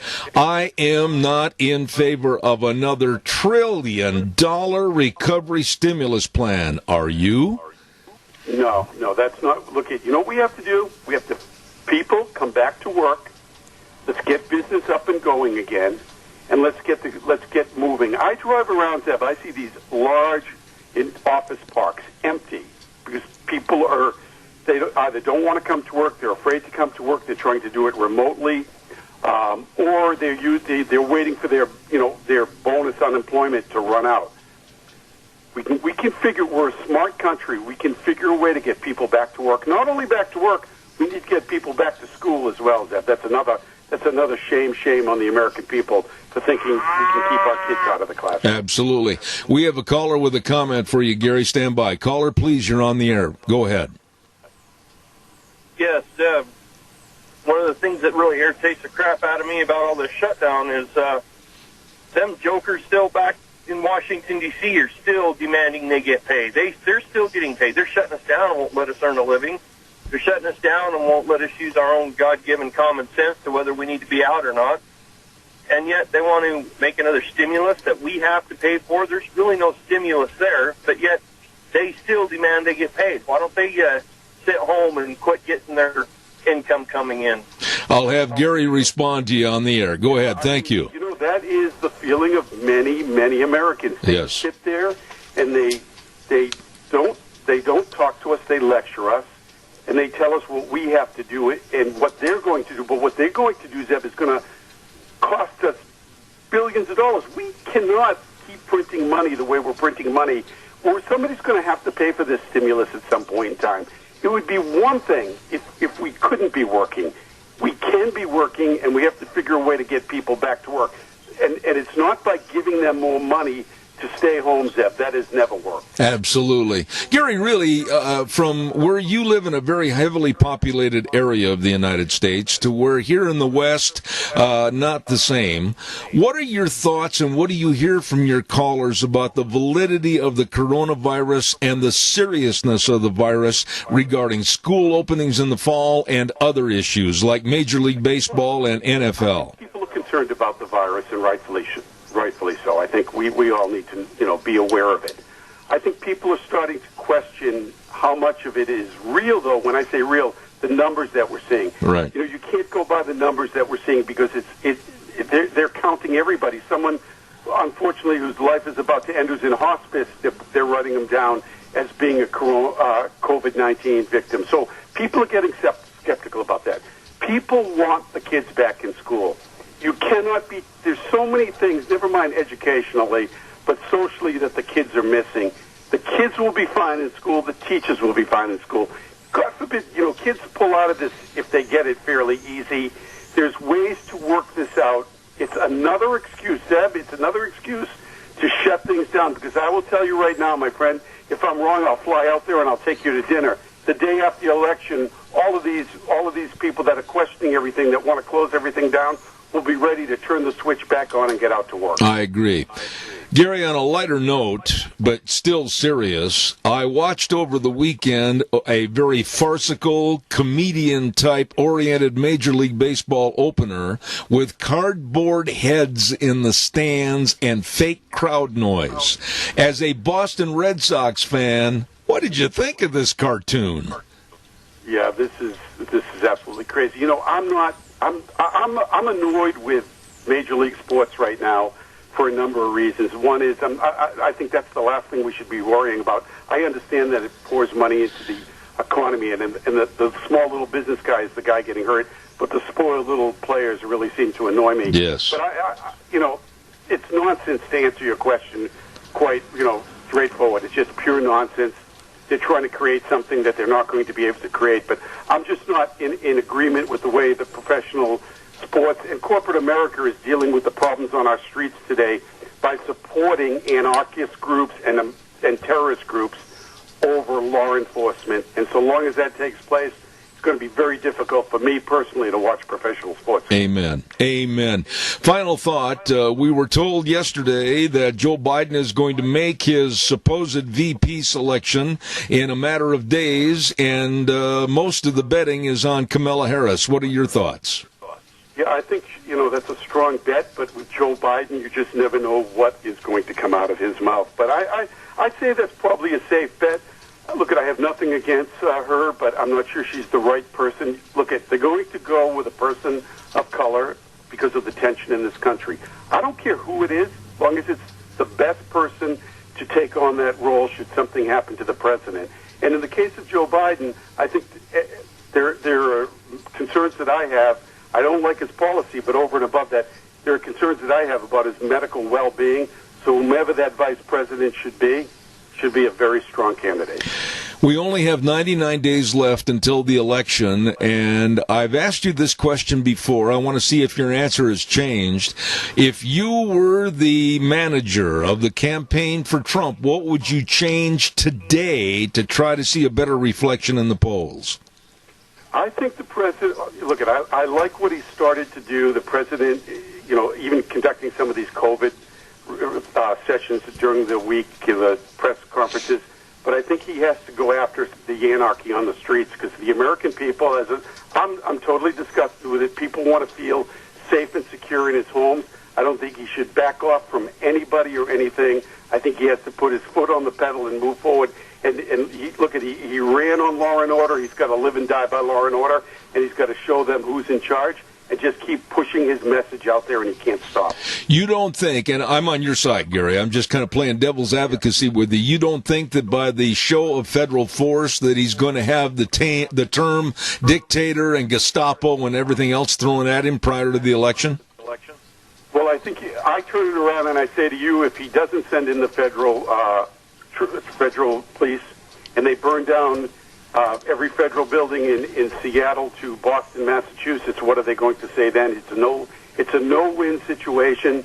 I have friends that say, let them burn and teach them a lesson. I have a serious problem with that because we end up repaying for that. And again, I don't think people that are out of control burning buildings should be given a green light to continue to do it because the destruction is costly in so psychological and financial ways to this country. We can't let it happen, and I think the president has to show them who's in charge. Now, you've got a book called My Big Mouth and the Ugly Truth, Taking the Stress Out of Opinions versus Facts. How's the book doing? The book is doing great, and it's basically, Zeb, the conversation we're having. When I talk on the air as well as you do, I talk based on facts and evidence. People that want to call and give their opinion, that's fine, but if we want to get into a subject matter, you have to have the facts and you can't have the evidence. Otherwise, we're letting that political correctness take over our lives because we're afraid to talk about the truth. The truth sometimes hurts, but having allowed this to go on, political correctness for so long, that's why we're in the position we are, Zeb.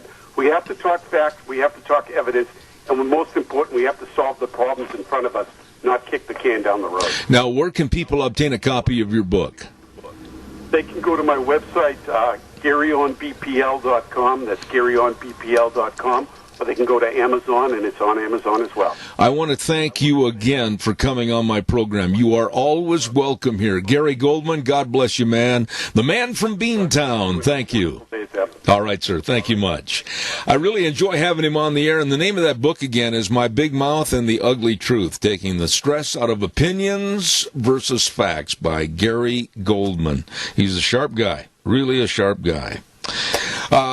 I know what else is going on over at Lee's Furniture, Floors, and More. They're having a great big carpet and flooring event. It's called the Sensational Flooring Event. And listen to this. 48 months, same as cash on approved credit.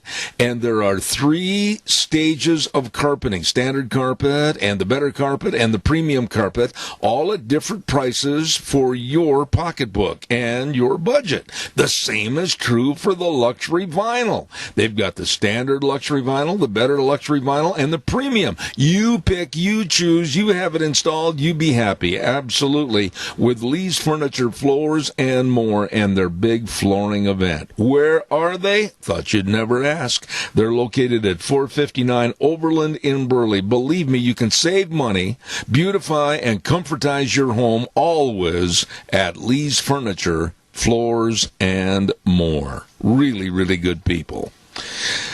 I had a public service notice on a little event coming up, and for the life of me, and of course if you saw my desk you'd understand, well, why he lost it. I'll look for it and I'll see if I can't get that back. I want to remind you, tomorrow on the program, real quick programming note, we're going to be having Dan Kish again with the American Energy Alliance, and we've got a lot of things to ask him about the big push for electric cars and everything electric with a grid that can't support all that new electricity output. So we're going to have him on the air tomorrow morning at 9:06. Right now we're going to send it back over to our main studio. We'll be back with Vicky's Country Garden and Dog Days in just a few minutes. And now, back to Zeb at the Ranch on AM 1230 KBAR. To reach Zeb, call 436-2244 or toll free 1-866-927-4587. And now, here is Zeb. Oh, thank you. Here we are, midsummer, the last Monday in July, and I get a chance to talk to a dear, dear friend on this program, and that's, of course, the lovely Miss Vicky at Vicky's Country Gardens over in Paul. Good morning, Miss Vicky. How are you? Good morning, Zeb. Are we all ready for these 95-degree days that we're going to have here for a while? You know, let me ask you about that. That was the first thing on my program sheet this morning to talk to you about. I mean, when we're going to be looking at consistently 90s, mid-90s, and even towards the end of the week, almost reaching the century mark, what about our crops? Is the heat going to absolutely take all the juice and the go-get-em out of them, or what happens? No, the heat's going to be, there's a lot of things. The corn and things like that are definitely needing the heat. The main thing is the watering on things. Yes, you're going to have to water possibly a little longer, but try not to water during the middle of the day. Because for one thing, it evaporates too fast, and you can also sunburn leaves and things of that nature. Tomatoes can get sunburnt. You can damage the vegetables and the fruit a little bit. Your best bet is to water either real early in the morning, like 6, 7 o'clock in the morning when it's cool, so the plant can totally hydrate itself during the cool time of the day and it's not losing more than it's taken in. Or do it, I like to see plants watered up in the evening, so the plants have got all evening to hydrate, get all their leaves hydrated up and ready for the heat.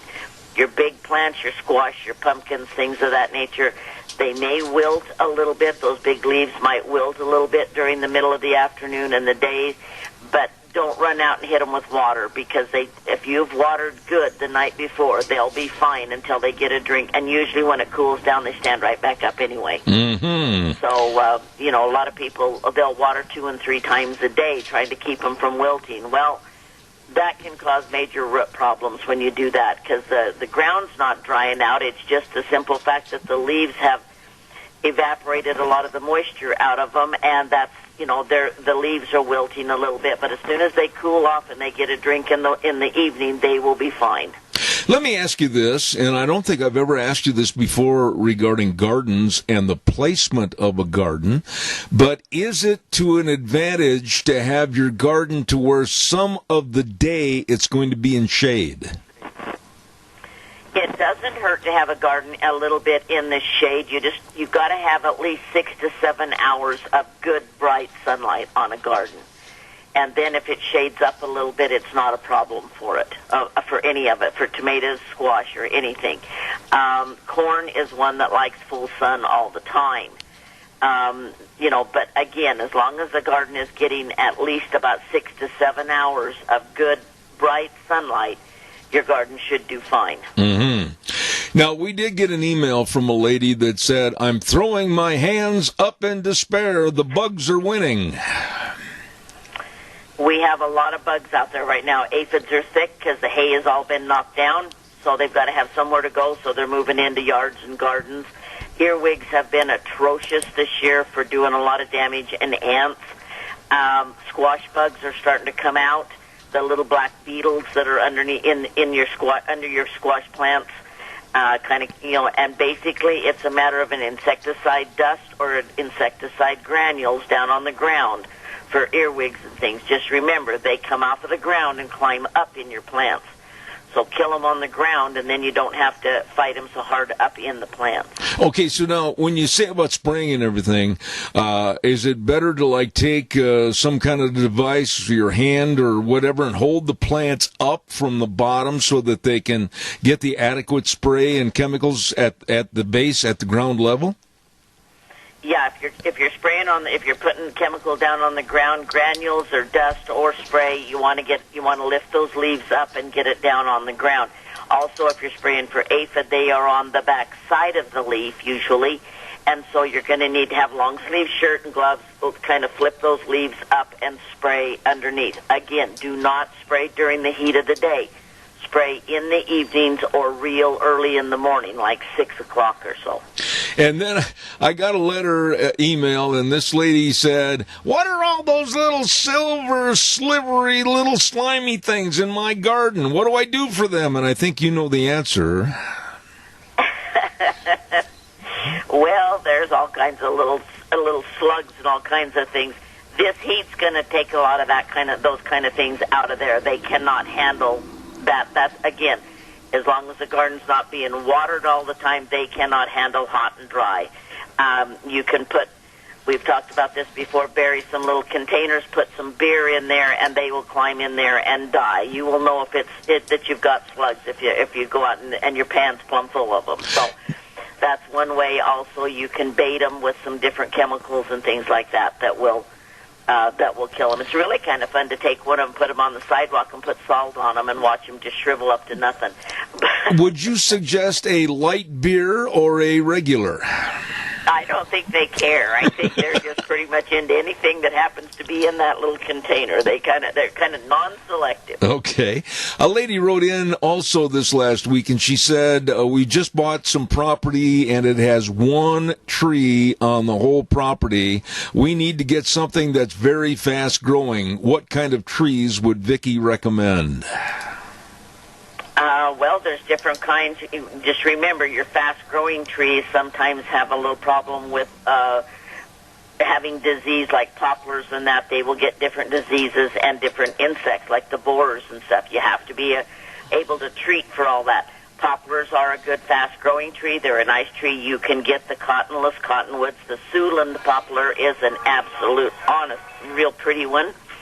It grows fast, has a nice top on it, nice shade tree. You can get into the locusts. The honey locusts are a good one. Give a nice filtered shade, not great big leaves, and they grow moderately fast. There's lots of different trees, birches, this type of thing, that all grow moderately fast, depending on the soil, depending on the care, the water, and the fertilization as to how fast they'll grow.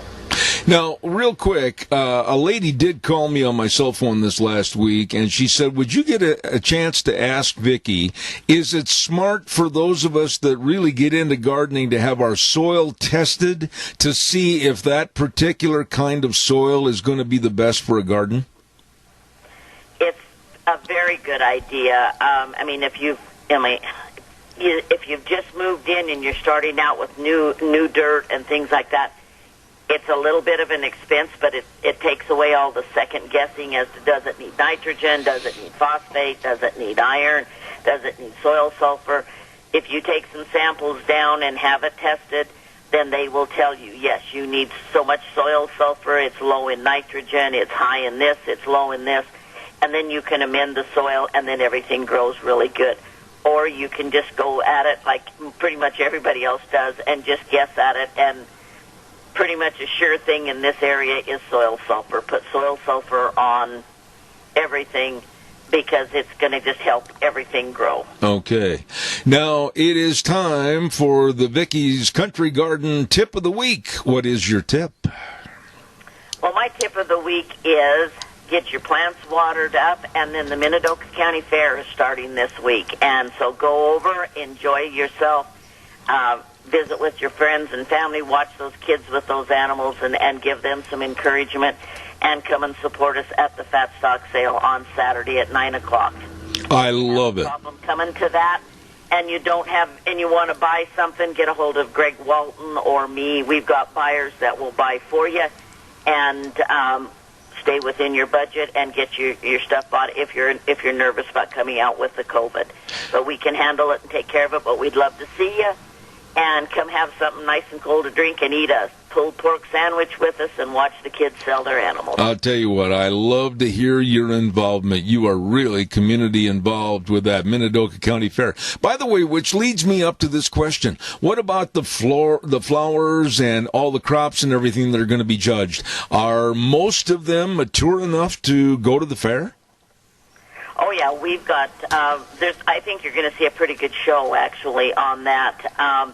They're going to be entering, I believe it's today that they enter, and like I've said on different years, make sure your produce is the best of the best, make sure you've got the blemishes off of it, pick them early in the morning, and have them nice and crisp, refrigerate, take them over, have them as good as you can. But I think we're going to see a pretty good show, especially on flowers.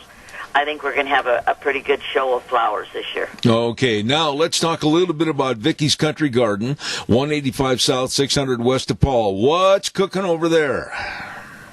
Well, I'm just ordering a few more perennials in. We are still open 9 to 5 Monday through Friday, 10 to 4 on Saturdays, and closed on Sundays. But just come on in and see us. If you're landscaping, we've got bark and rock and weed mat and the whole bit. We've got shrubs. We've got pretty much everything you need. I got to hand it to you. To kill them lovely bugs. I got to hand it to you on the rock that we got from you for our flower gardens. You were 100% right. Boy, when it rains or it gets wet, it just changes the entire complexion and color of those rocks. It does, and the more water that hits them, the better they look. So the Montana River rock is a beautiful investment in your yard. There's no doubt about that. Absolutely. Vicki, I've thoroughly enjoyed having you on the air again this year, and I want to thank you. You're just a sweet, sweet person, and we'll send everybody into Vicky's Country Garden at 185 South, 600 West of Paul, or they can visit with you over at the Minidoka County Fair, right? They can, and just because we're not going to be on the air, if you've got a problem or some questions or need help with something, we're here. Come on in and see us. The air conditioner's on, and we'll figure out what the problem is and take care of it. Or you can give me a call, and we'll try to diagnose it over the phone. Boy, I tell you what, we're here to help. Bring that air conditioner over to my studio. I feel like I'm in my sauna bath here this morning. It's warm, let me tell you. Yes, it's going to get warm, so everybody take care and don't get overheated and overworked. Absolutely. Vicki, God bless you. Thank you much. Vicky's Country Garden, 185 South, 600 West of Paul. Thank you so much. You bet. Thanks, Zeb. All right, take care. Wonderful, wonderful lady, and I mean that. I enjoy having her on the air. I think we better take a look at the weather. And I know what it's going to be. 3-letter word, hot. Yep, that's right. Scarro's Meats brings you the weather at 331 North Road, Jerome. The telephone number to call, 324-7657. You can go to their website, scarrosmeats.com, and look at the list of all the delicious meats, all the pork ribs, all the hams, all the different flavors of bacon, the sausages, the bratwurst, the tri-tips. Oh, yeah, I know. I'm making you hungry. Me too. All of this from Scarro's Meats, 331 North Road, Jerome, 324-7657. Right now, here's Gina with the weather. We're going to be in a fire weather watch for this evening and for tomorrow, and it looks like warming temperatures as well. Here's a look at your weather. Sunny skies for today, expecting a high of 94. Winds are going to be nice and calm out of the east-northeast at about 5 miles an hour. Tonight, we do have a slight chance of showers and thunderstorms. That's why we're going to be in that fire weather watch. Mostly cloudy skies with a low 64. Winds out of the west at about 5 miles an hour. For tomorrow, sunny skies, high of 88. Partly cloudy for tomorrow night. Again, slight chance of rain showers and thunderstorms. Winds are going to be picking up out of the southwest at about 10 miles an hour. We are expecting a low of 58.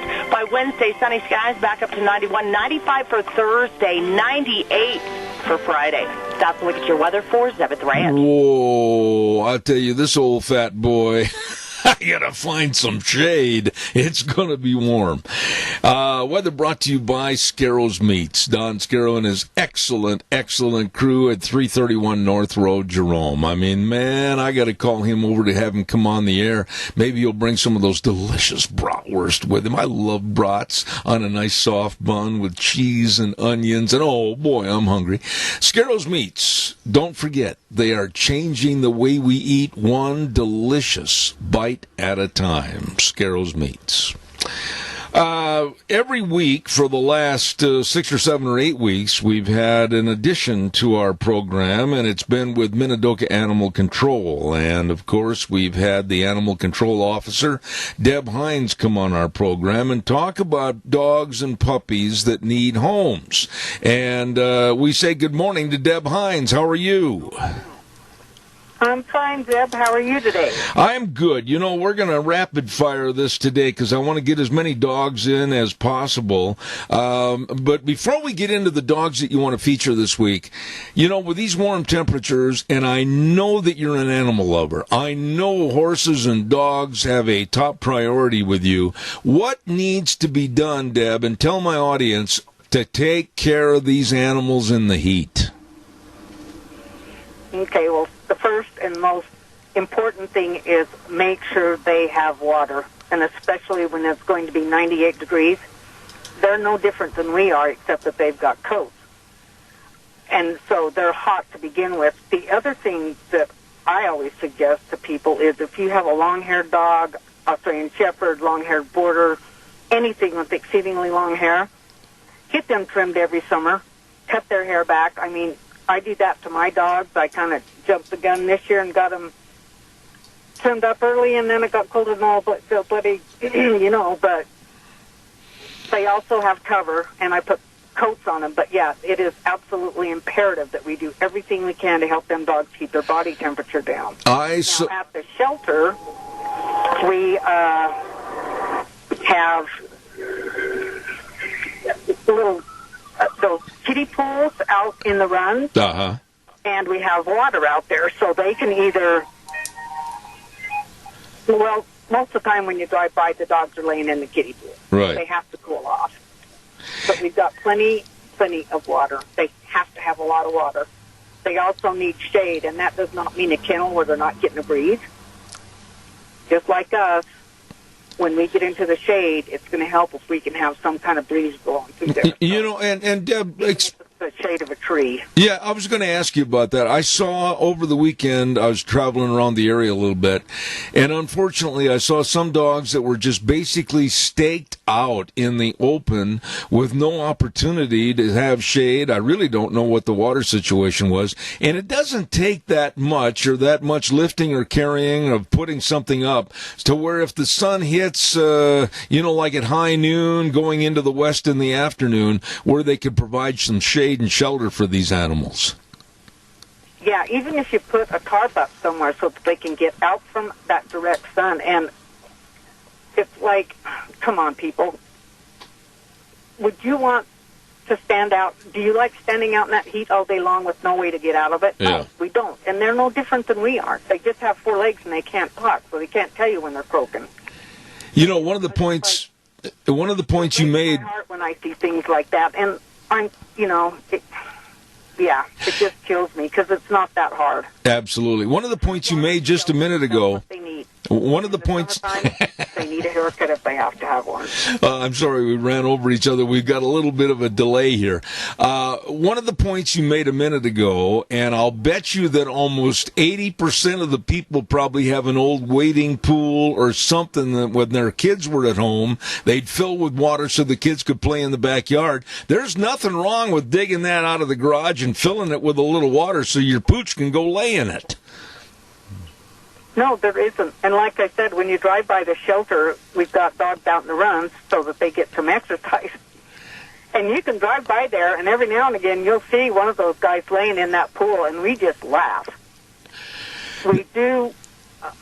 We've got a little sprinkler out there so they can run through the sprinkler every now and again, but we have to keep them cool. Absolutely.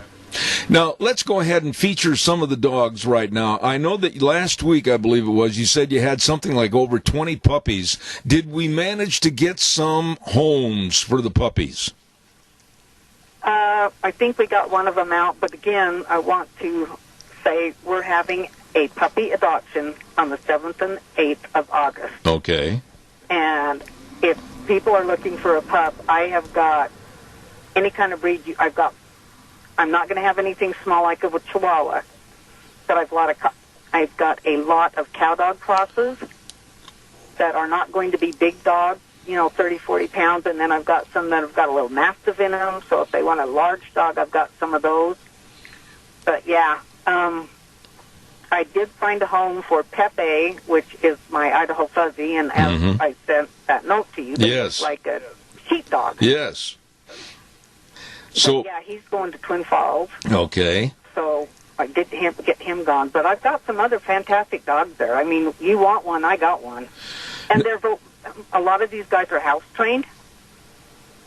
What kind of rigorous preparation do you make for the people, Deb, as far as how do you find out all this information? House trained, whether they're good on a leash, whether they like cats or not. I mean, do you kind of do a little survey on each and every dog over there? What I do is we do an assessment. 2 of us assess the dogs. The way we tell if they're house trained is like this shepherd girl that I was telling you about. I took her out for a walk. Her kennel was absolutely spotless, and that's the first thing she did. So, I mean, that's kind of a clue. Right. But we test them with cats. We walk them on a leash. We test them with other dogs. Unless I know and I've seen it, I won't say that they're that way. I see. If I have any question, I am more than happy to tell the possible adopter I don't know, because I don't, and I'm not going to lie to somebody. Absolutely. Now, I've only got a couple of minutes left, and I'd like to feature at least one dog this week. So tell us who you've got on the feature list. On the feature list, we have Gunther. He is a boxer cross. He's brown and white. He's fully vetted. He's house-trained, leash-trained, and other trained. The only reason I have him is because his family had to move, and they could not take a dog with them. And he's an older dog, so someone that doesn't want to have to go through that puppy stage is perfect. So his name is Gunther, and he's a boxer cross. That's right, but it's a great dog. Okay. And quickly tell everybody, if they want to come over and visit with Gunther to see if he's going to fit into their family situation, how do they get a hold of you? Call 208-438-2200, and that's the shelter, and we are at 50 West, 200 South Rupert. Absolutely. Deb, excellent job this morning. Appreciate it, especially all those tips about how to take care of the animals in the hot weather. Deb Hines with Minidoka Animal Control, thank you for being on the show this morning. Thank you so much. And Thank you, Zeb, and have a good week. You betcha. Thank you much. Ladies and gentlemen, take care of your pets in this warm weather, believe me. I mean, even as far as horses are concerned, if you got them in a little lot, a pen out behind, you might go out and spray them down a little bit, make sure that it's cool water, spray the pen down a little bit. It all helps in this hot, hot weather. Want to remind you, too, about our friends at your Magic Valley Les Schwab Tire Centers. All 7 locations with the best of tires and the best of service to you. And when I talk about service, I want to remind the farmers and the dairymen and the people in the rural areas, I'll tell you what, they've got a great service to you. They got service trucks running all over the place, making sure that when you have problems, they're there on the farm or on the dairy to take care of you.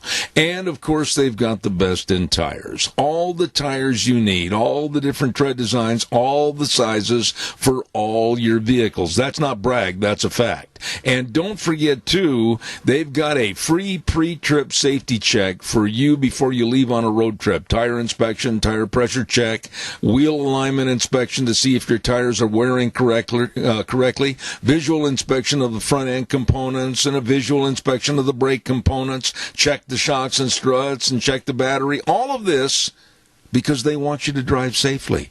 Enjoy your trip and come back home. Your Magic Valley Les Schwab Tire Centers with James and Buell, Dan on Pole Line, Lane and Rupert, Mike and Jerome, Dave on Blue Lakes and Twin Falls, the Twist family in Paul, and, of course, Trent on Overland in Burley. The best. Your Magic Valley Les Schwab Tire Centers. Thank you all for tuning in this morning. And tomorrow on the show, Dan Kish, Clay Clark, Dr. History, and a gentleman by the name of Harlan Hill are going to be on our program. We're going to be talking about all things political with Trump and Biden and everything else. And, of course, with the mess that we have in some of our major cities with all the chaos and insurrection, all of that and more on the show tomorrow morning, where we always say at the end of the show, the way things were are the way things ought to be. And the 4 words that mean the most to us, in God we trust. I certainly hope you'll have a good day, a cool day. Find some shade, get a nice adult beverage or water, whichever, water preferably, and enjoy the day. We'll see you tomorrow morning at 8:06.